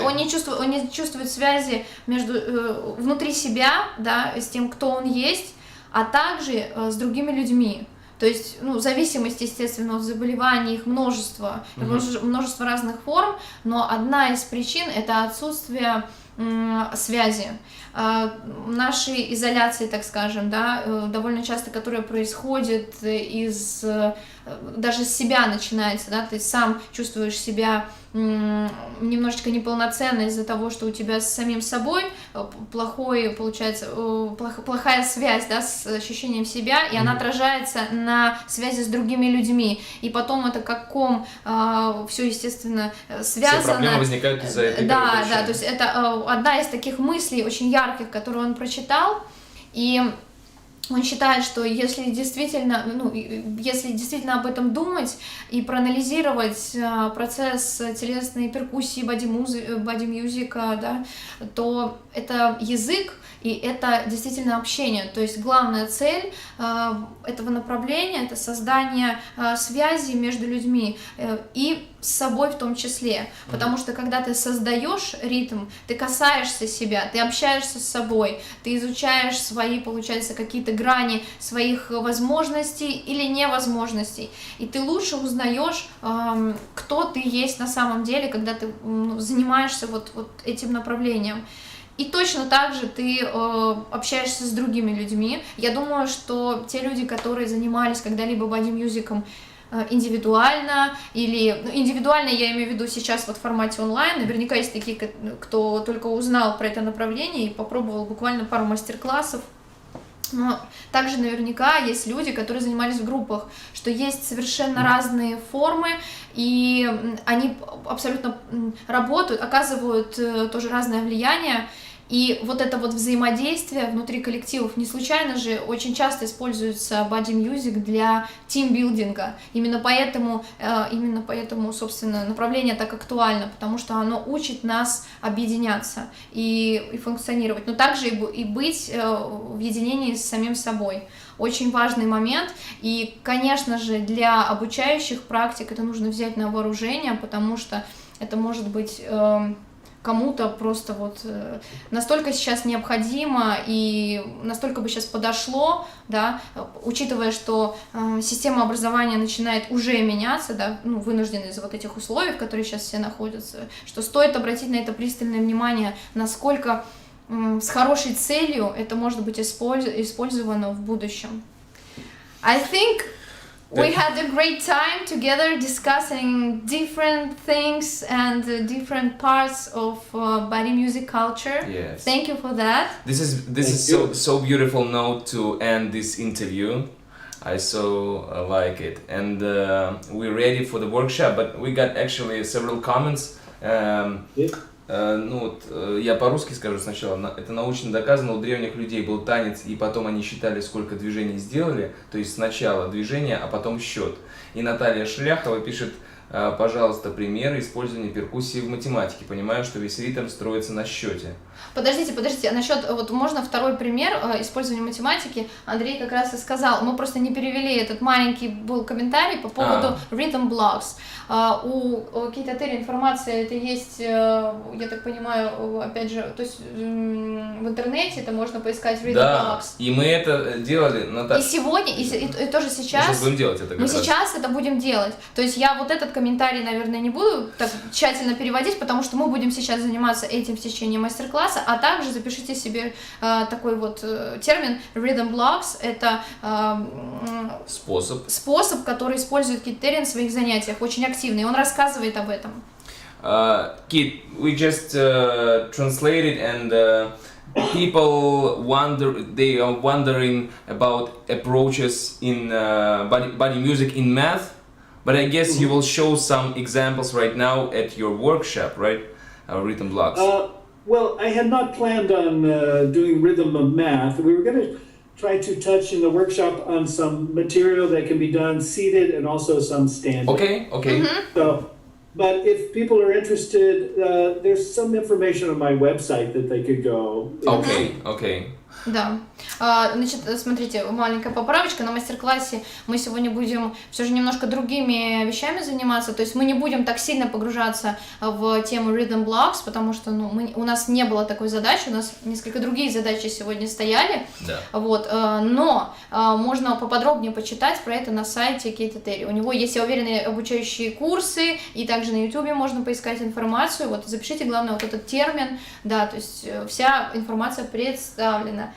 People also are writing as well that of course movement goes first, because first people learned how to dance and then count the moves, and then came the rhythm. So movement without rhythm is just like they meant to be together. And Equal thing. Equal things. Yeah, that's what they're writing. Interesting. Yeah. We're ready, Kit. Yeah, we're excited. getting our place for taking a class ready. And as you said, we give you the stage. We leave our picture from here, right? But maybe you need to first to translate something, and then we. I think it is helpful to have you translate it. Okay. I do think it is helpful. So you can, if you want to appear or not appear, that's up to you. Okay. It's nice to share the space with you. Nice. So Егор. I wanted to start out. Чтобы нас было слышно, но не видно. Am I correct? We have about 45 minutes. Yeah, about this. Right? Yes, Yeah. yes. Okay. So I'd like to start out. As I said in the interview, I think that I think of body music, body drumming, body percussion, no matter what you call it, it's the oldest music on the planet. And there are traditional styles still all over the world today. And I like to touch on some traditional styles because I feel like it's really important we acknowledge these. They're the roots of the contemporary work that we're seeing today. Очень важным, я сейчас буду дословно переводить, да, то, что говорит Кита Тери, очень важным аспектом сегодняшнего класса затронуть такую тему, которую уже сегодня обсуждали ранее на интервью. Вы сейчас не пугайтесь, наше изображение исчезнет, но голос останется, просто чтобы вы могли еще ближе рассмотреть все движения Кита Тери. You hear me, right? You hear me? Yeah, you will hear me, but everybody will see you, so just for you to know. Да, значит, сегодня будет очень важный аспект, его затрагивали ранее. Кейт покажет традиционные стили, то есть корни и разные формы как раз-таки направления body music, которые очень важно помнить и знать, потому что все, что происходит сейчас в современной форме, конечно же, появилось исходя из каких-то корней, и поэтому он бы хотел сегодня продемонстрировать и показать вот эти направления, эти стили. Yes, we're ready. Okay, so I'd like to start with a bit of ham bone that comes from the United States. We talked about this in the interview. Это даже я очень быстро переведу, мы уже об этом говорили на интервью, стиль ham bone. Ham bone came out of slavery in the United States. Стиль ham bone появился из-за рабства, да, которое было в США. And just brief, a little bit of history because it's important. The story goes, in 1739, there was a slave rebellion, a rebellion of these enslaved people that had been brought from West Africa to the United States. 1739. 39, yes. 1739, yeah? Yes, you can move on. I will translate. Okay. So there was a rebellion. And as a way to suppress the rebellion of these enslaved people, the slave owners took away the drums from the slaves. These enslaved people were using the drums to send messages to other enslaved people with the rhythms. So it was a way to isolate these people, these enslaved people. Мы сейчас перенесемся в период 1739 года, когда как раз-таки очень это движение было очень, имеется в виду рабовладельческое, да, вот этот период рабовладельческий, он в США был очень ярко представлен, и, собственно, тогда получилась такая ситуация, что рабов хотели разделять, хотели сделать, изолировать их друг от друга, для того, чтобы не было никакого восстания, и люди общались через ритм в тот момент, потому что у них очень много было культурных, общих, естественно, моментов, да, до того, как их разъединили. И именно вот одним из таких ужасных способов, так скажем, было то, что их рабовладельцы забрали у них инструменты, которые они использовали, забрали у них барабаны. Yes. So these enslaved people were mostly from West Africa, a region very rich in music, rhythmic music and dance. So many of them had great rhythmic knowledge.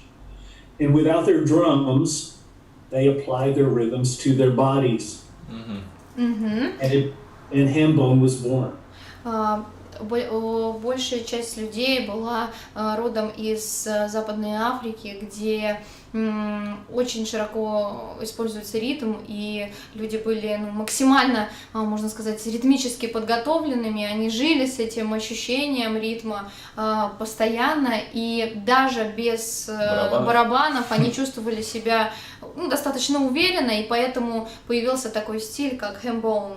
Он возник вот из-за отсутствия инструментов, но они с легкостью перенесли все свои знания на тело. So, I'm not a Hambone expert, but I spent some time with Mr. John D. Holman a few years ago, great Hambone expert. I'm going to put his name in the chat there. John D. Holman. And he showed me some Hambone parts, and I would like to show these to you. Мы сейчас посмотрим на ту информацию, с которой поделился Джон Ди Холман. Кейт рассказывает, что он не является специалистом в области Hambone направления, но он хочет рассказать то, чему он научился у этого замечательного человека, специалиста и яркого представителя этой культуры.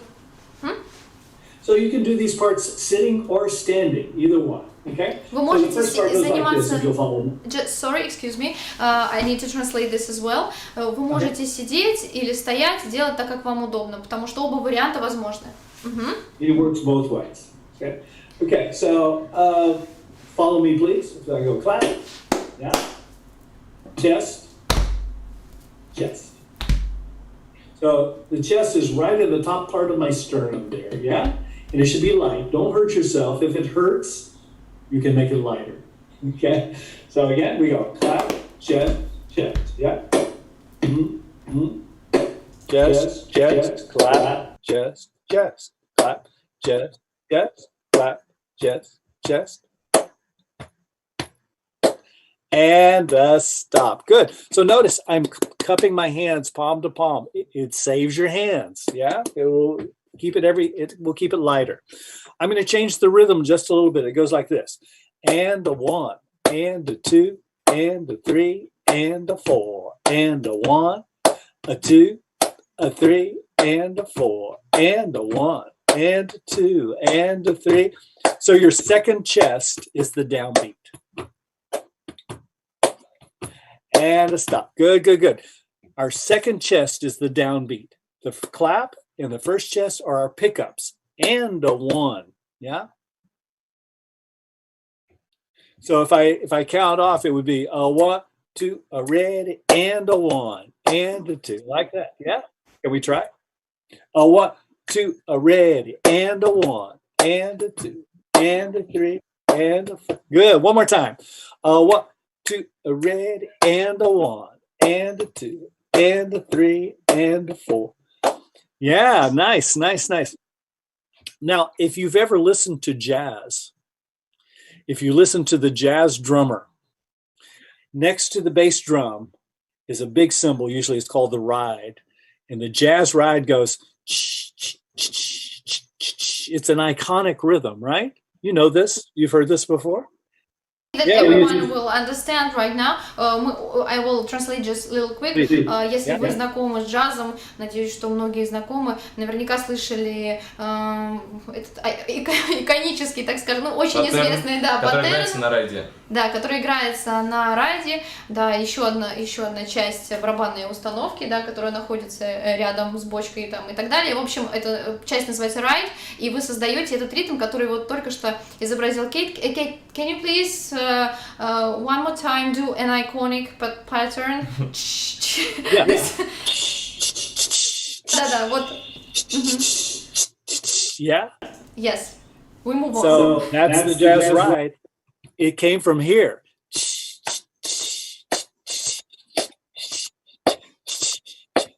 It's the same rhythm. Как раз-таки этот звук на удары по грудной клетке. Yeah, it's the same rhythm. And this rhythm comes from West Africa. You still hear this rhythm played. I was in Ghana 2 years ago, and you hear this rhythm played all over the place with drums. Bra-ko-kum, bra-ko-kum, bra-ko-kum, with stick drums on the leather-skinned heads. Этот ритм пришел из Западной Африки. Буквально не так давно Кейт там был и слышал в Гане, как один из барабанщиков его исполнял просто на другом инструменте. Он исполнял на барабане, который, собственно, сделан, да, из кожи и не выглядел, естественно, как тот джазовый райд, к которому мы привыкли. Но этот ритм пришел оттуда, и вот очень важная, я считаю, информация, да. Yeah. So in West Africa, you hear that rhythm, pra-ko-tum, pra-ko-kum. In North America, the drums were taken away, so it went to here. Years later, in jazz, it was put back on the instruments. I love it.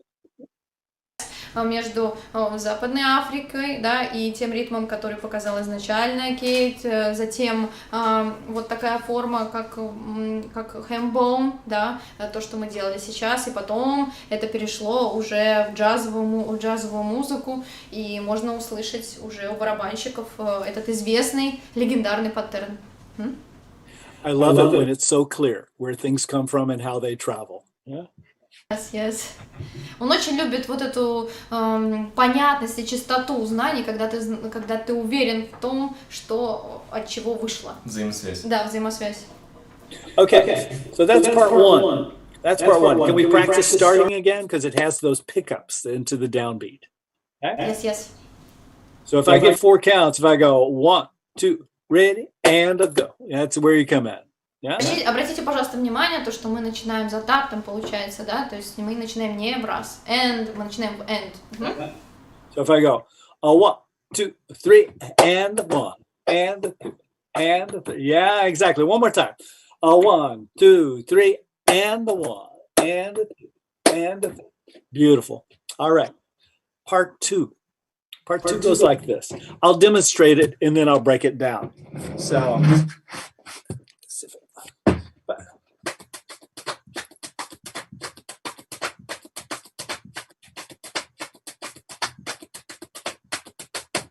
I love this rhythm. It's amazing. It sounds like cajon. It sounds like what? Cajon. Oh, really? Uh-huh. Yeah. I can't explain. Okay, so the first sound is the brush. I'm brushing up. See how that, it just brushes. Don't get stuck, the brush. So if I say, ready, go, brush. Ready, go, brush. Ready, go, brush. One more time, brush. Yeah. So it's very relaxed. It flows. You don't get stuck there. Yeah. Okay. The next sound, the second sound, is the chest. 1, 2. Yeah. Both hands the top part of the sternum. So it goes brush, chest. Ready, go. Brush, chest. Ready, go. Ready, go. Ready, go. Ready, go. One more time.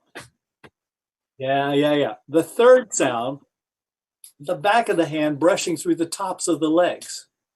Through the top. Yeah. So you got this brush up the chest and brush down. Yeah? We try that? Ready, go. Brush, chest, brush, go. Just brush, go. Brush, chest, brush, go. It's all relaxed. Brush, chest, brush, go. Brush, chest, brush, go. Go. Now we're going to take away the rest. We're going to take away the pause. Yeah. Here we go. Now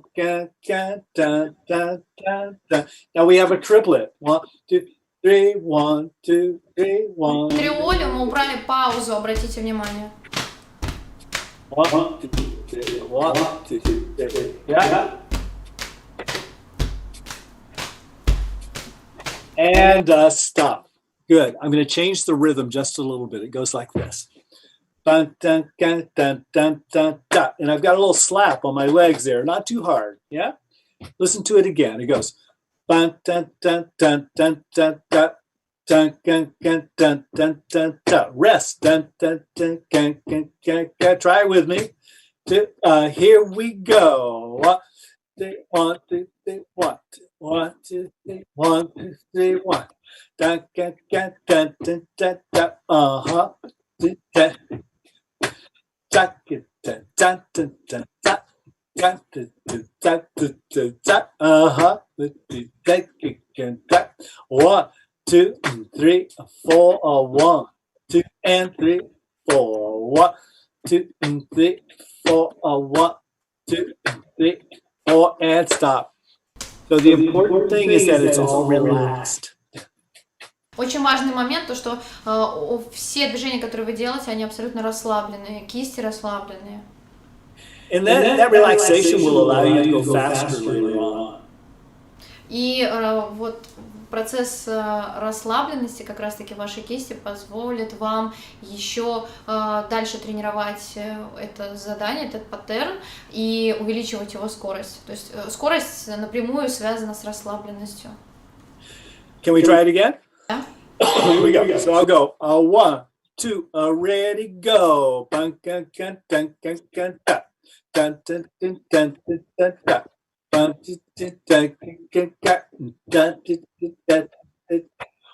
2, 3, 1, 2, 3, 1, 2. 1, 2, 3, 1, 2, 3, 1, 2.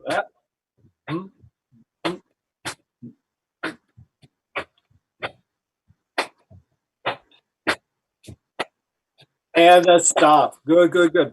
So I know you had a conical workshop, right, with Alex? Yeah. This is takita takita taka takita takita taka 3-3-2. Yeah, 3-3-2. Yeah, so you can apply that. Стаппинга и направлению Канакол. Кейт каким-то чудодейственным образом узнал, что у нас был мастер-класс в рамках фестиваля. Если, кстати, вы не видели, есть в записи занятия в нашей группе ВКонтакте с Александром. Yes, we're ready. Yeah, so that would be takita takita taka takita ready go takita takita taka takita takita taka takita takita taka takita takita ta ta ta ta ta ta ta ta ta ta. Yeah, good. All right, that's part 2. Part 3. This is called Juba. And Juba was a man. He was a very important man in African American history. And this rhythm is named for him. Juba or Jubak? Juba. J-U-B-A. In the end, ага. Мы сейчас перейдем к третьей части, да. Первые две мы уже с вами сделали. Эта часть называется Juba. Это очень известное имя в американской истории, и именно благодаря этому имени и конкретно человеку этот ритм называется также. Okay, I'll demonstrate and then we'll break it down. It goes like this.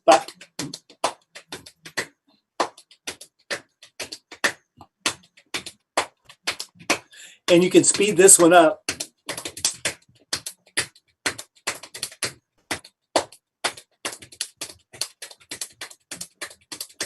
Relaxation. It's all relaxed. Yeah. Okay. I will mirror you. Okay. So this is your right side. This is your left side. Сейчас Кейт работает зеркально, да, то есть вы не надо сейчас перестраивать себя, что если у него это левая рука, у вас это там будет другая рука. Он работает так же, как и вы, зеркально. Yes. Sorry. Right hand, right leg. Yeah. My left hand is on top. My right hand goes down, up, down, down, up, down. down, up, down, and down, up, down, down, up, down, down, up, down, down, up, down, down, up, down. 1, 2, 3, 4. 1, and down, up, down, and down, up, down.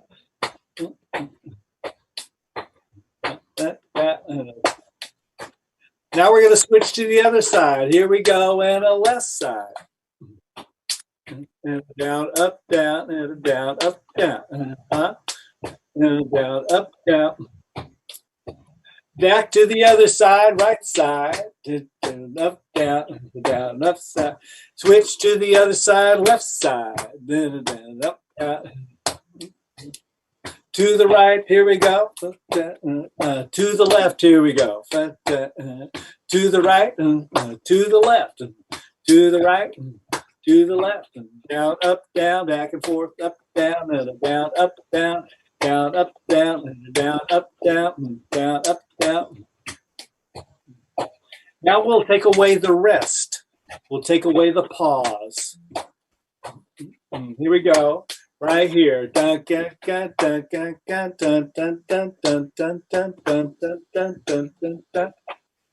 it, yeah? Ta-kita, ta-kita, ta-kita, ta-kita.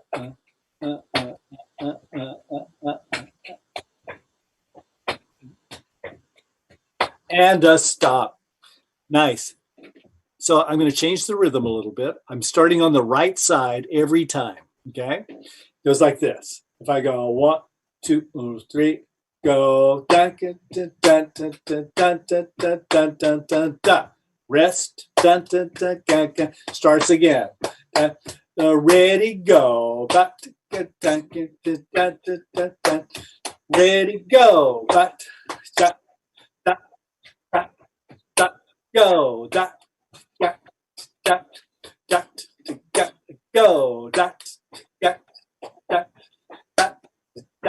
Go, one more time. Good. You got it. Looks like you're okay. So we can try to, in this medium, we can try to get the sense of all these parts going at the same time. Okay. So if you take part 1 and the 1 and the 2 and 3, I'll start with you, and then I'm going to switch to part 2. So you'll get a sense of holding on to your parts while I do my part. So you hear my part with yours. We have the 2 independent parts, the polyrhythms, yeah?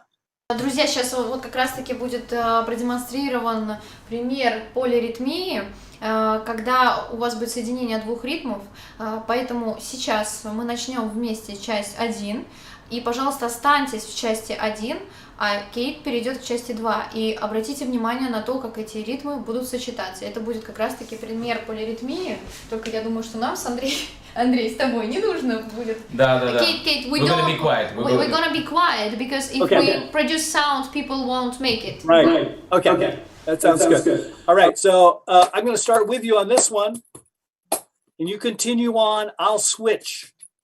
Okay. So if you're watching, you continue on. I'm going to switch to the next part. Will you translate that, please, Olga? I already have done it, so it's okay. Okay. So part 1, if we go. A 1, 2, a ready, and a 1, and a 2, and a 3, and a 4, and a 1. And you continue, yeah? I'll switch. I'm going to change. You continue. Here we go. В этом паттерне, он меняется. Не переходим в паттерн номер 2. And a 1, and a 2, and a 3, and a 4, and a 1, and a 2, and a 3, and a 4, and a 1, and a 2, and a 3, and a 4, and a 1, and a 2, and a 3, and a 4, and a stop. I got a question, Kit. Yeah. You make it in swing. That pattern goes in also in swing, right? It can go in swing. It's a good observation. You can go in swing or a straight 8 feel. Now, often what happens, do you want to translate your question? Yeah, I'll translate. Друзья, я сейчас спросил про то, что мы играем сейчас, получается, ритм, который Кит показывал в свинге, да, то есть в триольной пульсации, а паттерн, который идет здесь, мы играем в прямом ритме. И Кит объясняет, что можно играть как в прямом, так и в свинге. То есть это может происходить и так, и так. И вот сейчас он продолжит мысль. Есть. So the swing has subdivisions of 3. Takita, takita, takita, takita, takita, takita, takita, takita, takita. Yeah? The straight 8 feel, 1, 2, 1, 2, 1, 2, 1, 2, taka, taka, taka, taka, subdivisions of 2. Yeah? I can swing this, but I can also keep it straight and swing this part. It gives a lot of musical friction. This is West African music. It does this. It creates a lot of good musical friction this way. I'll translate. Да, друзья, то есть вот эти паттерны, как раз таки играемые вместе, они создают вот это мощное взаимодействие и грув, да, я бы сказал, да, вот это все состояние вместе. Так что, да, нужно пробовать и так, да, и так. и здесь еще очень важный момент по поводу двоек, subdivision of 3 and subdivision of 2, который тоже нужно перевести. Да, что если мы говорим про свингованный вариант со свингом, то здесь по части делится на 3, получается, на триоли. На триоли. Если мы говорим про прямой ритм, да, 8, straight 8 count, по-русски, как его по-русски? Восьмые, пульсации. Да, про пульсацию восьмыми, то тогда у нас идет подразделение на дуоли, да, на два. И вот здесь, собственно, и есть уже поле, где развернуться, то есть можно делать второй ритм, как и в пульсации свингованной, так и в прямой. И получается полиритмия. Да. Yes. Yeah. So I have to say, in West African music, this happens a lot, where you have the 3s and the 2s subdivisions going on at the same time. Like I said, it creates a lot of good musical tension. It's like electricity on the rhythms. It makes it come alive. And this idea, Sorry. You connected. Yeah, sorry, I translated. В западноафриканской музыке очень часто можно встретить вот это вот взаимодействие 2 и 3, да, то есть взаимодействие дуолей, триолей. Это магическое действие, на самом деле, которое возникает во время вот этого микса, да, который создает такие вещи, как грув или какое-то там невероятное электричество, как описывает Кейт. Магия определенная. Yes. So this technique is very old from West Africa, but it still plays out today. Even in hip hop, you get this happening. Yeah, where you often might have a underlying triplets opposed to a kind of sound. It creates this friction. Очень древний способ соединения, получается, да, этих двух пульсаций, и его можно услышать по сей день, например, в хип-хопе. Вот только что отлично продемонстрировал это Кейт. So let's do this. If you remember the juba, if you want to do the juba, yeah, which is rest, or yeah, you can do that one, or you choose which part you would like to do. Okay, I'm going to start out here, and then I'm going to move to this one, and then I'll move to juba. Okay. Для того, чтобы сейчас почувствовать, как же действует полиритмия, вам необходимо будет самим решать, какой из паттернов и частей вы сейчас будете делать. Вы будете делать часть 1, 2 или 3. Мы начнем вместе, и Кейт планирует играть последовательно первую, вторую, третью часть, и вас сейчас просит играть вначале вместе с ним, а потом также соединяться и смотреть на то, как взаимодействуют эти ритмы друг с другом. Yeah, we're ready. I'm starting with this one. So if I go 1, 2, a ready, and a 1, and a 2, and a 3, and 4, and a 1, a 2, a 3, a 4. All right, I'm going to switch. You can stay on this one, or you can go with me. 1, 2, a ready, and a 1, and a 2, and a 3, and a 4, and a 1, and a 2, and a 3, and a 4. A 2, and a 3, and a 4, and a 1, and a 2. I'm going to Juba. Here I go. 1, and a down. And a 1, and a 2, and a 3, and a 4, and a 1, and a 2, and a 3, and a 4, and a 1. Yeah, you got the hand bone part there. And a 1, and a 2, and a 3, and a 4, and a 1, and a 2, and a 3. One more time. A 1, 2, a 1, 2, 3, and stop. Yeah. Could you hear your part with the other parts? Yes. Yes, in our mind. In your mind. You were trying to be quiet, I know. Yeah, but it's amazing that you, it's a really good tool for us while you are pronouncing one part and playing the other one. It really helps. Yes. So you singing in swing time and playing in straight time. That's really nice. That's really nice. Очень надеется Кейт сейчас, что у вас получилось себя услышать во время того, как он играл. Yeah. Oh, so that's a little bit of just a taste of ham bone and some traditional work. So we have a few more minutes. I'd like to introduce some of these rhythm blocks for you, because the rhythm blocks are really useful for composing, and you can do all kinds of things with them. It's a way of mapping the body, just a way of organizing the sounds. Поскольку у нас сейчас осталось несколько минут, очень хочет Кейт продемонстрировать вам ту тему, которой мы сегодня коснулись. Тема называется Rhythm Blocks. Ритмические блоки. Да, ритмические блоки. Просто говорю на английском, чтобы вы тоже могли, опять же, запомнить этот термин и поискать, потому что, собственно, это оригинальное его название. Они очень полезны как в изучении боди-мьюзика, так и при создании композиции. Yes? All right. So this is a 0. It makes no sound. It's like a rest in music. It's a pause or a rest. Этот знак. So if I say, play me a 0, ready, go, bam. You go right there. Yeah. The ready, go gives you the tempo. Yeah. So if I say, play me a 0, ready, go. Yeah. Can you translate? Он сейчас специально говорит слова ready, go, готовы, поехали, что на русский переводится как для того, чтобы задать темп, и в этом темпе вы показываете как раз-таки первый знак, с которым вот мы сейчас познакомились, знак 0, то есть отсутствие звука. То есть мы играем 0, да. Но важно сделать его вовремя, он вам задает темп, как там, ready, go, поехали, готовы, поехали, и вы вовремя вступаете с этим звуком. Yeah, we're ready. Okay. Here's your 1. It's a single 1. So if I say, play me a 1, ready, go.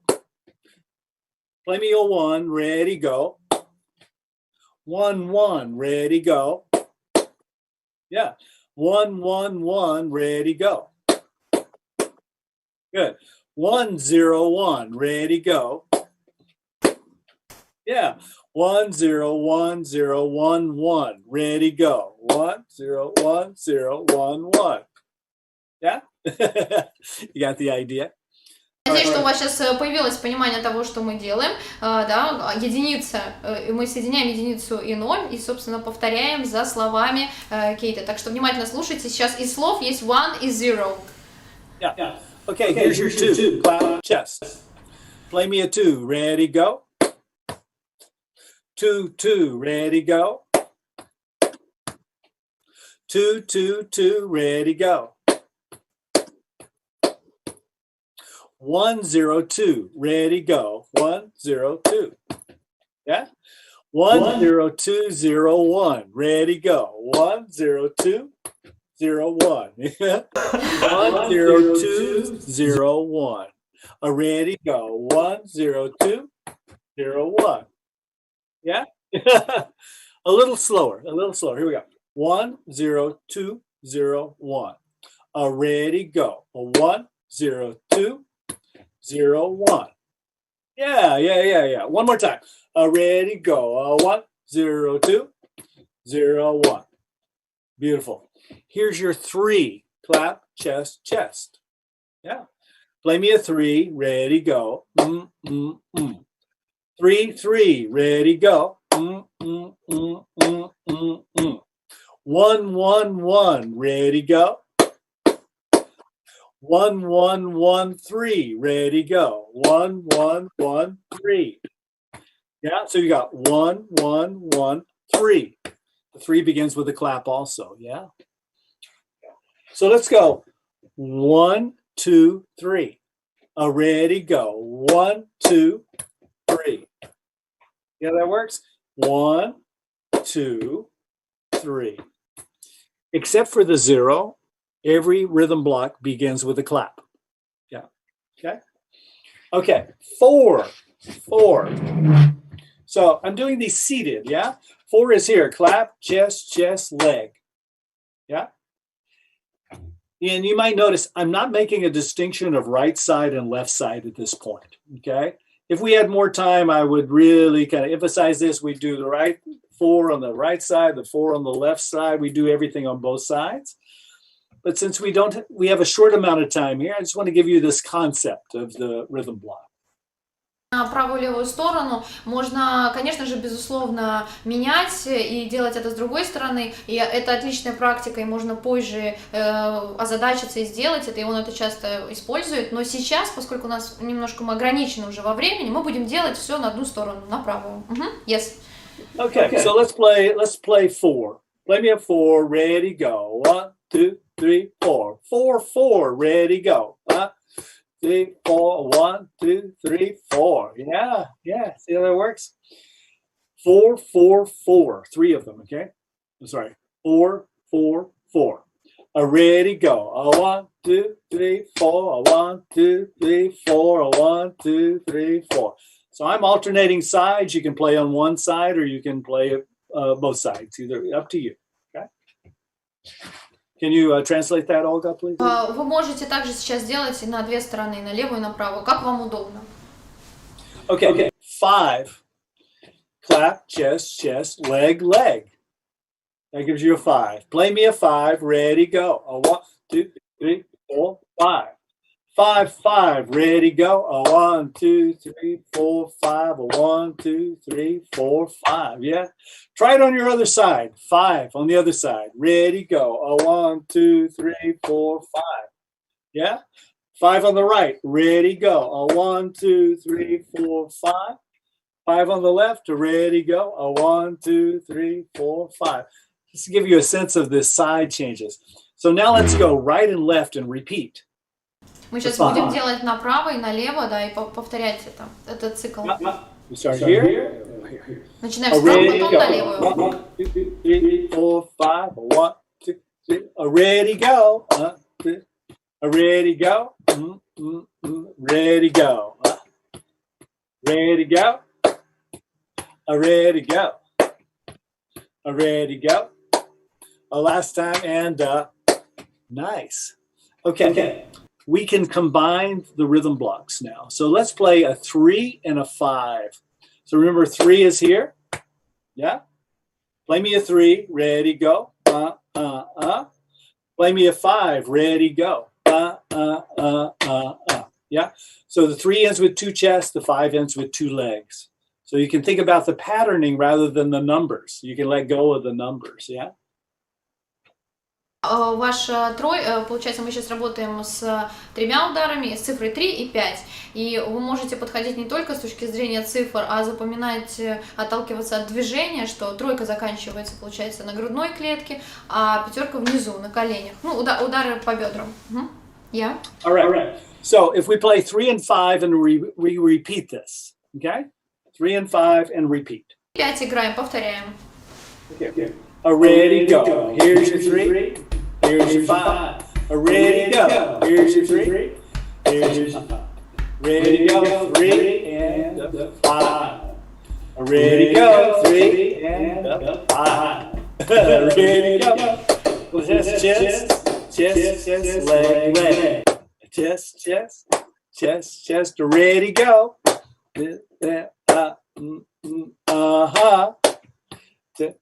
Let's try it on the left side. Here we go. Left side. 5. Ready, go. Left side. Yeah. Ready, go. Left side. Yeah. Ready, go. All right, 3 right, 5 left. 3 right, 5 left. 3 right, 5 left. Good. 3 right, 5 left. Ready, go. 3 right, 5 left. And stop. Good, good, good. So you got those sides going, yeah? Let's add the voice. Мы сейчас добавим голос. On our first clap, we're going to say, hey. In our second clap, we're going to say, yes. I think that's clear. That's pretty clear. Good, good. All right. So I'm going to go 3 right, 5 left. You can stay on the same side if you want to. If you're struggling with the 2 sides, go with your strong side. Если у вас какая-то сложность возникла с исполнением на левой стороне, останьтесь на правой. Сейчас не будет это иметь большой роли, но если у вас получается уже с 2 сторон, то можете менять правую и левую и повторять за Кейтом. Okay. Here we go. 3 right, 5 left, or go with your strong side. Hey, yes. Мы сейчас будем добавлять голос, следите внимательно за тем, что говорит Кейт, и также будем делать 3, начиная с правой стороны, 5 с левой. Если не получается, то все с правой. We're ready. Okay, here we go. Ready, go. Hey, yes. Ready, go. Hey, yes. Ready, go. Hey, yes. Ready, go. Hey, yes. Ready, go. Hey, yes. Ready, go. Hey, yes. One more time. Hey, yes. And hey. All right. Okay. Now let's reverse that. Let's go 5-3. Мы сейчас развернем эти 2 ритма, и мы будем сначала играть пятерку, а потом тройку. So I'm going to go 5 on the right, 3 on the left. You can try that or just go on your strong side, whatever works best for you. Делать с правой стороны только или также следовать за Кейтом. If we had more time, I would really be pushing you to explore these both sides. Yeah, there are many benefits. Okay. So we're going to go. I'm going to go hey on the right side, 5. Yes, 3 on the left side. I'm going to say hey, no. Hey, no. Okay. Here we go. I know. Ready, go. Hey. No. Ready, go. Hey. No. Ready, go. Here's your 5. No. Ready, go. Hey. No. Ready, go. Hey. No. Ready, go. Hey. No. Ready, go. Hey. No. And All right. Now, if I put these 2 groups together, 3-5, hey, yes, 5-3, hey, no, it sounds like this together. It would go, hey, yes, no. Hey, yes, no. Hey, yes, no. So let's see if we can do these 2 parts, all right? I'll start with you with the 3 and the 5, and then I'll switch to 5 and 3. You continue on with 3 and 5. Listen to your part. Listen to my part with you. Hear them together. We need translation. Yeah, we need to translate this. Значит, мы сейчас будем также продолжать работать с полиритмией. И в первой части мы говорили с вами, получается, при соединении 3-5 hey, yeah, hey, yes, hey, no, да? И когда мы их объединили, у вас получится определенный рисунок, который тоже продемонстрировал Кейт. Kate, can you please remind us when you combine these 2 rhythms, which rhythm you have with the words, with hey, yes, no? Okay. 3 and 5 is hey, yes. Yes, 3-5 5 это and 3 is hey, no. So when I put them, when they play together, it goes hey, yes, no. Ready, go. Hey, yes, no. Hey, yes, no. Hey. Вот как звучит полиритмия, да, соединение этих 2 ритмов вместе. Если вы их соедините, то у вас получится вот такой вот рисунок при использовании голоса. И сейчас мы будем продолжать задание на полиритмию, и мы начнем вместе, а потом Кейт переключится, и у вас будет возможность услышать, как они взаимодействуют, эти 2 ритма. Да. Yeah, we start with 3 and 5. Yeah, 3 and 5. Hey, yes. I'll start with you, and then I'll switch. You'll continue on. а Кейт потом переходит на второй как раз-таки ритм 5-3. Начинаем с 3-5. Yeah. So the goal is to be solid in your part, but to be open that you can hear my part with you. Ваша задача делать свою часть очень четко, но в то же время быть открытым и слышать ту партию, которую делает Кейт. Okay, here we go. 3-5. Hey, yes. 1, 2, ready, go, and a hey, yes. Hey, yes. Ready, go. Hey, yes. Hey, I'm going to switch. You keep going. Here we go. Hey, yes. No, ready, go. Hey, yes. No. Hey, yes. No. Hey, yes. No. Hey, yes. No. Ready, go. Hey, yes. No. Hey, yes. No. Hey, yes. No. And hey, yeah. All right. How about you do 5-3 this time? Hey, no. Мы сейчас поменяемся ролями. Давайте мы начнем с пятерки, 5-3, да, то есть начнем с другой части, посмотрим, что получится. Okay, 5-3, hey, no. I'll start with you, and then I'll switch to the other part. Here we go. 5-3. 1, 2, ready, go. Hey, no. Hey, no. Hey, no. Hey, I'm going to switch. No. Hey. Yes. No. Hey. Yes. No. Hey. Yes. No. Hey. Yes. No. Hey. Yes. No. Hey. Yes. No. And did you hear the part while you were doing it? Yes, yes. Он очень надеется, что у вас получилось услышать взаимодействие и ваш ответ, и то, как соединялись эти два ритма вместе. Do we have time to do one more set of rhythms? Okay, let's do this. So if you're seated, now we have 0, 1, 2, 3, 4, and 5. Yeah. If I put those together, if I leave out the 0 and I put it at the very end, it goes like this: 1, 2, 3, 4, 5. 0, 1, 2, 3, 4, 5. What? So this goes, that gives you 1 bar of 4/4, yeah? Like this. 1, 2, 3, 4, 2, 2, 3, 4. Sorry, 2 bars of 4/4, yeah? Gives you 2 bars of 4/4. So it's 1, 2, 3, 4, 5. Rest. 1, 2, 3, 4, 5. Rest, yeah? Yes, I'll translate. Друзья, мы сейчас делаем, получается, все фразы, которые мы только что выучили в таком порядке возрастающем. Сначала делаем 1, потом 2, потом 3, потом 4, потом 5, и потом 0, то есть паузу делаем.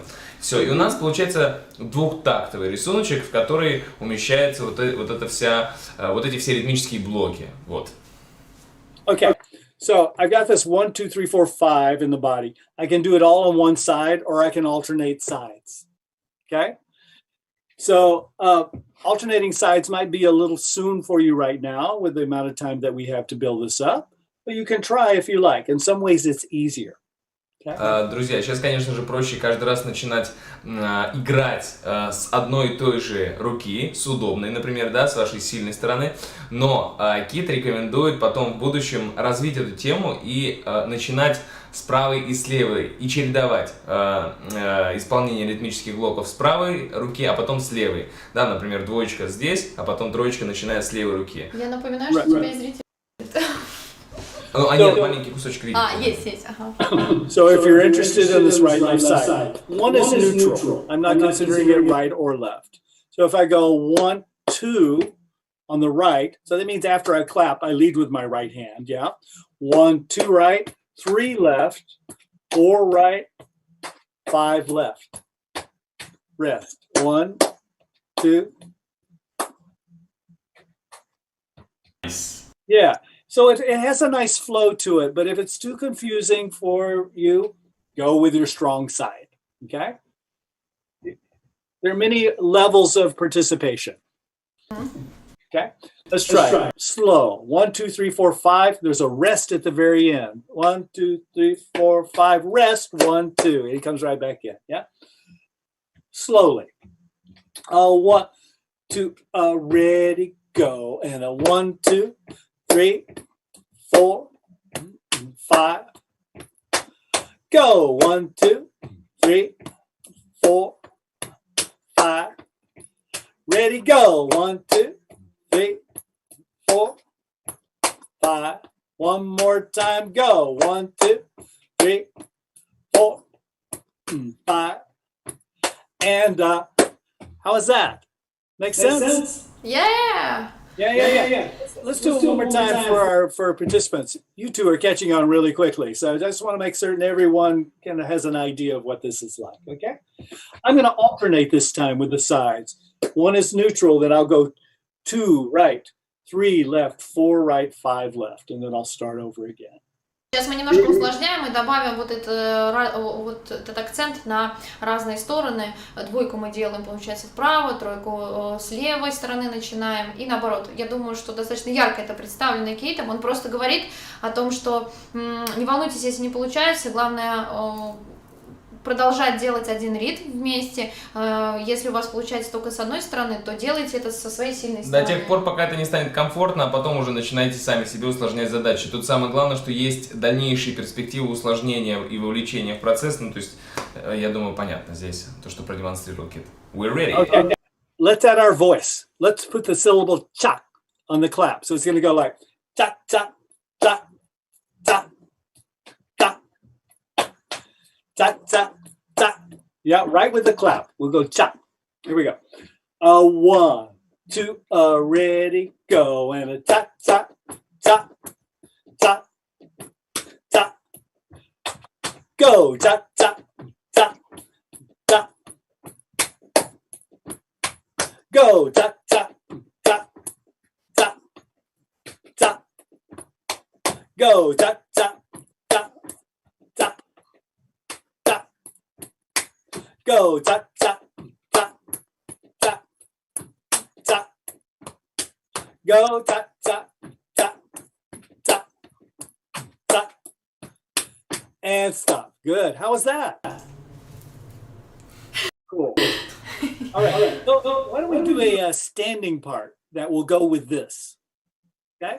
So if I was doing all the rhythm blocks, I mean, the basic rhythm blocks go 0 to 9. So I want to show you the 9. It goes here. Clap, chest, chest, leg, leg, bottom, bottom, step, step. Yeah?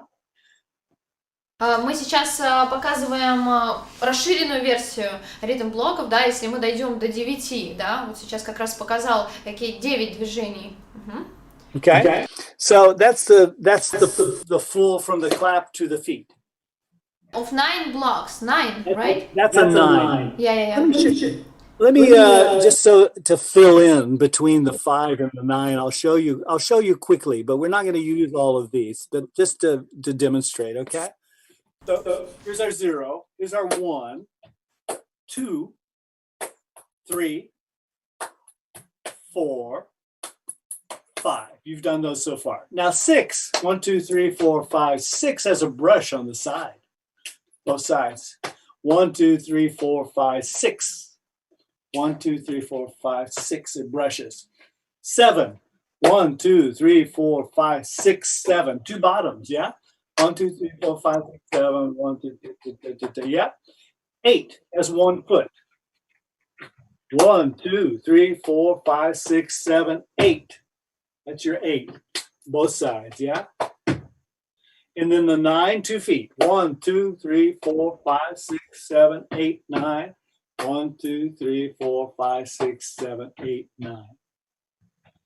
Сейчас Кейт показал, да, вот расширенную версию, просто поскольку есть такая уникальная возможность у нас знакомиться с этой темой, то он хотел полностью как бы покрыть информацией и расширить, да, весь спектр движения, поэтому мы сейчас добавили ноги, но, конечно же, есть и альтернативные, да, способы. It also could be an alternative way of not. I'm asking this for people, for those, for example, who can't use legs. It can be also the same work.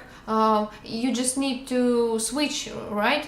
The two last moves, for example. Yeah. Yes, exactly. 9. How you work with 9? Exactly. Well, I was thinking, you know, if you have arms on the chairs, if you could go 1, 2, 3, 4, 5, 6, 7, 8, 9. You could take it to the front part of the leg. 6, 7, 8, 9. 1, 2, 3, 4, 5, 6, 7, 8, 9. Maybe even clicks. Or snaps. Yeah. Snaps. Sorry. 5, 6, 7, 8, 9. Yeah, or 1, 2, 3, 4, 5, 6, 7, 8, 9 on the chair.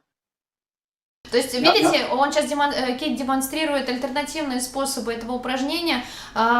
Первый пример, да, был это конкретно та девятка, которую он использует. Но если у вас нет возможности встать, да, вы хотите сейчас позаниматься сидя, пожалуйста, то есть вы можете заменять эти звуки, использовать другие движения. Это также абсолютно будет тоже упражнение на ритмические блоки.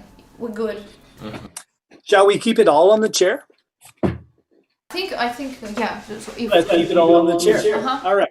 So here's another groove then. So if we base this on this 9, 1, 2, 3, 4, 5, 6, 7, 8, 9. That's the chair sound. Yeah. 8, 9 is the chair sound. Let's try that.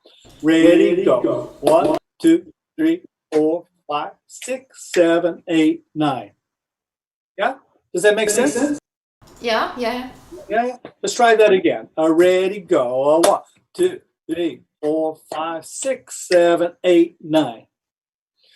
Now, what if we reverse that? What if we went 1, 2, 3, 4, 5, 6, 7, 8, 9?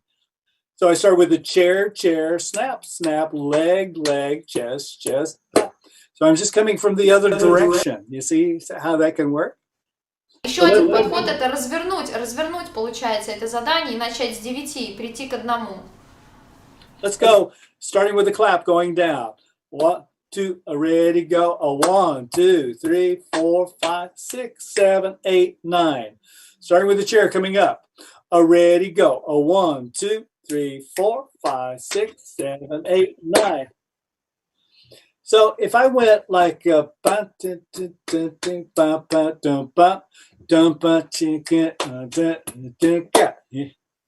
how that works?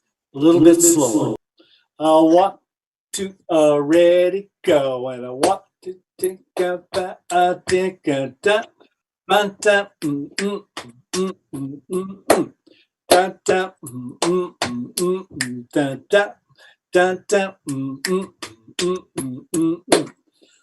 So I'm taking it going down first, starting with the clap through the chair, and then I reverse it. I start with the chair and I come straight back up. Same patterning, just reversing.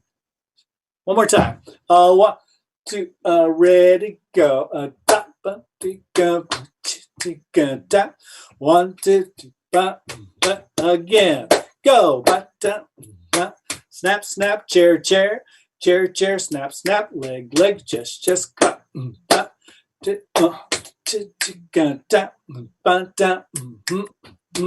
One more time, and a 1.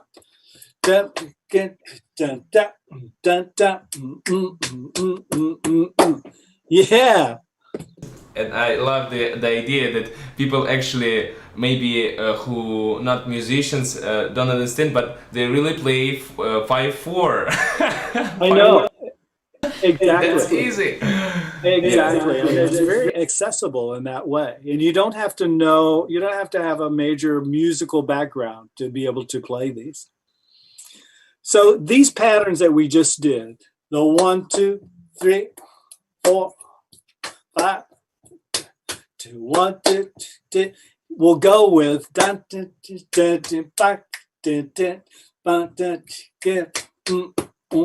Yeah. So let's see. Let's start with 1, 2, 3, 4, 5. Yeah.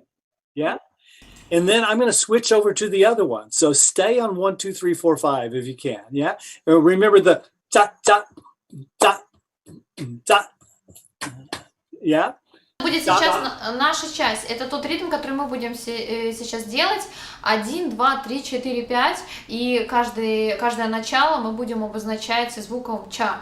А через некоторое время, так как было на предыдущих заданиях по полиритмии, Кит отсоединится от нас и перейдет как раз-таки к той девятке, которую мы делали только что. И вы услышите взаимодействие этих двух ритмов. Прекрасно. All right. Let's try it. 1, 2, 3, 4, 5. We're going to start with that. I'll switch over. You stay on that, and we'll see if we can get them both going. 1, 2, ready, go. And a ta ta ta ta ta.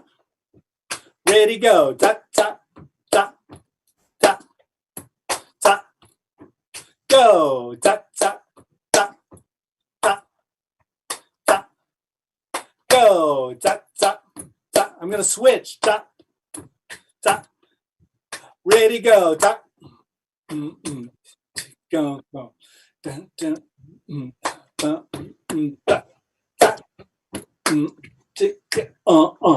Dun, dun. Dun, dun.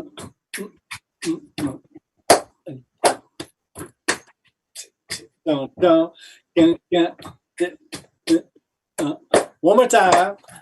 Dun, dun, and stop. Yeah. Okay, last thing. Let's see if we can switch the parts. You take the snap, snap, chair, chair, chair, chair, snap, snap, leg, leg, just. Yeah. Here we go. Меняемся частями, друзья. Мы делаем девятку. Да. I'll start with you, and then I'll switch to the first part. All right. Here we go. 1, 2, ready, go. And just snap, snap, chair, chair, chair, chair, snap, snap, leg, just go. Dun, dun, ba, and is that dun, dun, dun, ba, keep going. I'm going to switch to that. Ba, ba, ba, ba, ba, da, da, da, da, da, da, da, da, da, da, da, da, da,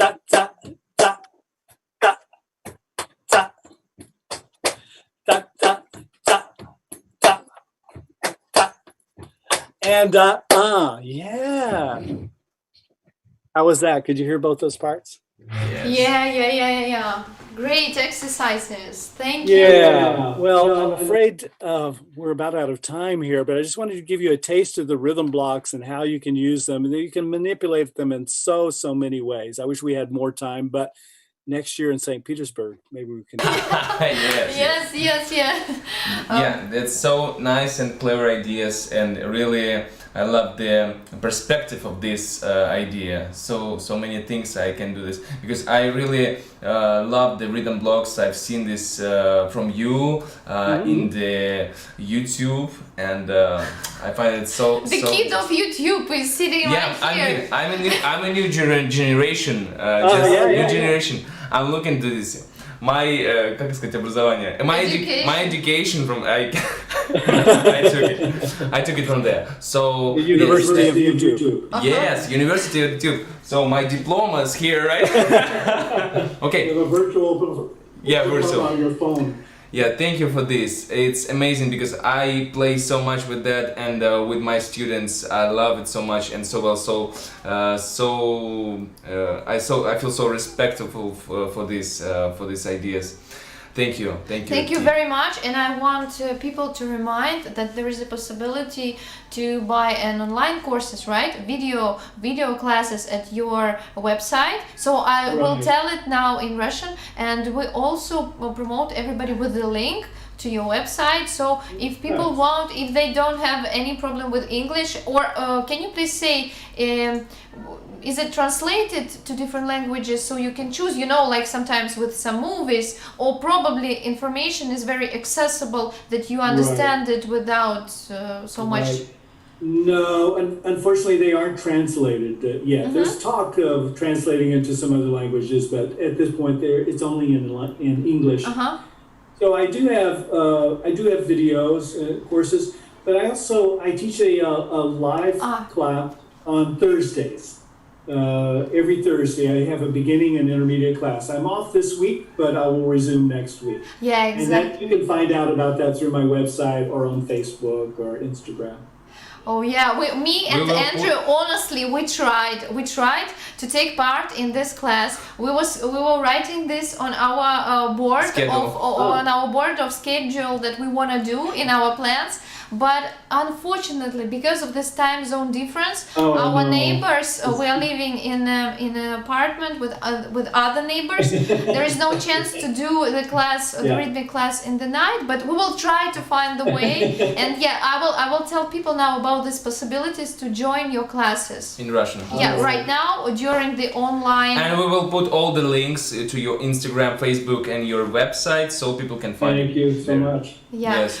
Друзья, я хочу сказать, что после замечательного класса, где мы познакомились с таким количеством терминов новых, да, корней, опять же, да, откуда вышли те или иные ритмы, а также познакомились с такой важной темой, которую я уверена, что многие педагоги смогут использовать, взять на вооружение в дальнейшем на своих уроках. Такой темы, как вот ритмические блоки, это просто потрясающе, вот от первоисточника, так увидеть такой подход к этой информации, увидеть то, как это тренируется на практике, как можно развивать те или иные упражнения, это просто, конечно, замечательная возможность.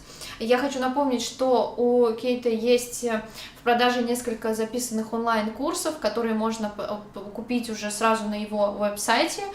Для тех, кто заинтересовался и хочет продолжить обучение, узнать поподробнее про все эти вещи, потому что такие понятия, как вот, например, ритмические блоки, они уже записаны, отсняты профессионально, и огромное количество информации можно будет найти на этих занятиях, видеоуроков, я имею в виду, которые есть на сайте Кита Тери.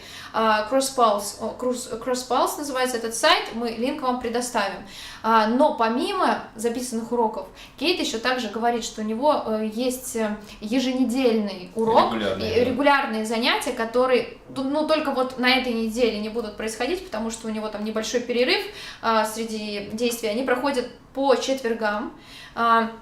Тоже скинем вам информацию, обратите внимание на время проведения занятия, потому что все же это Калифорния, где находится Кейт, да, соедините со своими городами, с тем местом, где вы находитесь, и вы сможете позаниматься с Кейтом в онлайне. Да, каждый четверг, ритмические четверги. И обязательно учитывайте временную зону, да, там всегда написано, какое время, потому что везде... Мы, например, вот с Андреем пытаемся все присоединиться, но у нас это 23 часа, и возникают определенные сложности. Но я знаю, что у нас много людей из Мурманска и других городов смотрят трансляцию, поэтому, в общем, смотрите, все возможно. А тем временем друзья пишут, people writing that they really like the class, the interview, and it's wonderful to meet that person who they know you. Some of them know you actually from Alex Ostapenko, because Alex Ostapenko travel around Russia. Around Russia, he's one of the people who is telling about this wonderful culture in our country. Nice. Yes. Nice. And they so thankful. And we are also very thankful for this opportunity to happen. We will really try hard and discuss the possibility of future collaboration with you, of course, because such things are a long process of organizing everything and so on. And of course, but this is a great thought and a great dream, I think, that can really happen one day. Thank you so much. We had amazing time. all people liked it, and from myself I really want to thank you for giving the tools for making more light movements. For example, from our practice in project Rhythm Without Borders, this was one of the most important projects, and it's very sensitive theme. And it's amazing that you have touched this theme today. And for example, one of the questions were from our students from Rhythm Without Borders, and it's all this, like your answer and your examples and this question, they really fit each other, like Yes. super great. So it was amazing that we touched this theme and you showed us the tools. I think this is amazing, about the clap, about the volume of the sound, about how you practice. It's really great tools. Thank you for that. We love you, and sending we dream to meet you. Sending positive energy to you. Yeah, sending positive. And thank you, Olga and Andrei. Thank you so much for having me on the program. I really appreciate it. I wish you great success with Rhythm Without Borders and the festival and all your projects. And I do hope that we can meet live sometime soon. We too. Thank you so much. Have a beautiful day. You Have a beautiful the day. whole day. You will have a night. No. Be healthy and stay safe, everybody. You too. From Russia with big love. Bye bye. Bye, Kit. Bye. Друзья, мы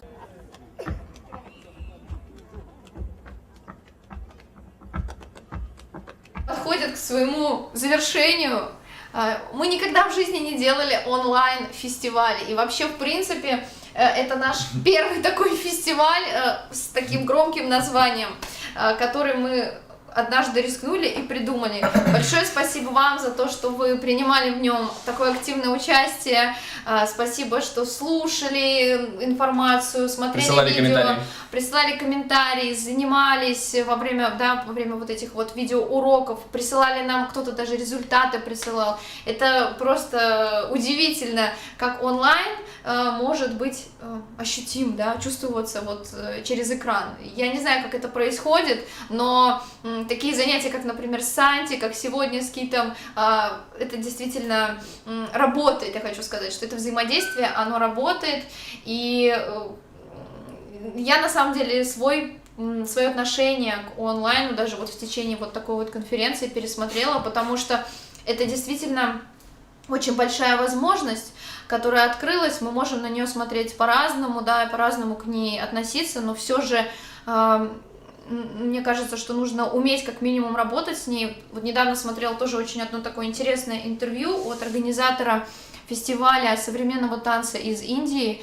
И онлайн — это такой мощный способ, я с ним абсолютно согласна, это была его мысль, но я вот хочу тоже ее озвучить, для того, чтобы люди, которые занимаются каким-то общим делом, ну, например, искусством, да, но это может быть также, например, объединение педагогов, да, людей, заинтересованных в обучающем процессе.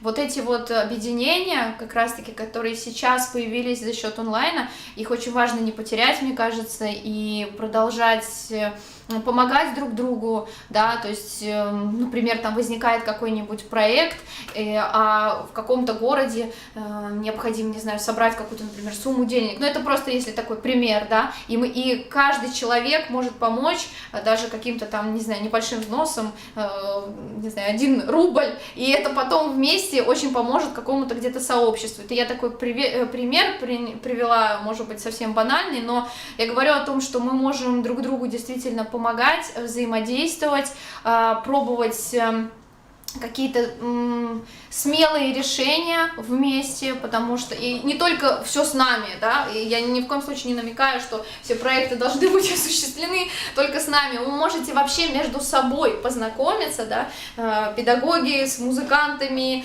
с другими педагогами и так далее, да, и создавать какие-то свои проекты, и в какой-то вот такой коллаборации будет рождаться что-то невероятное, помогать друг другу. Мне кажется, об этом, собственно, этот фестиваль, о том, чтобы делиться информацией, быть открытыми, не бояться создавать какие-то вот такие вот смелые мечты в своей голове и вместе с командой, с помощниками их осуществлять. Ну, а я зачитаю Ну, естественно. комментарий, но я полностью согласен, потому что не хочу никак пересказывать и добавлять. Спасибо, ребята, за такой замечательный фестиваль, спасибо за труды, знакомство с лучшими мастерами по боди перкашн. Спасибо большое, было очень интересно, спасибо огромное. Ты прекрасный человек, мир с ним светлее. Он просто Санта-Клаус. Да, он Санта-Клаус. Значит, спасибо большое, потрясающая энергия. Ребята, вы выглядите уставшими. Это точно. 7 потов сошло во конечно. время перевода Это сейчас, пишет мне кажется. Наташа Шляхова. Ирина, ребята, вы молодцы, спасибо за такое счастье и эти встречи таких метров. Что не делается, все к лучшему, Настя Румянцева. Большое спасибо за грандиозное мероприятие. Альбина пишет: огромное вам спасибо за ваш такой очень полезный фестиваль. Друзья, надеюсь, действительно вам это было полезно, вы почерпнули новые идеи, новые какие-то мысли появились в голове, или прибавилось уверенности в тех мыслях, которые вы раньше в своей голове имели, и это важный момент. То есть я считаю, что таким фестивалем быть, и нужно больше делать таких проектов, и образовательных в том числе. Мы будем стараться это делать и радовать вас новыми событиями. Так что следите за новостями. Вот. И до новых встреч. Спасибо, что были с нами, друзья.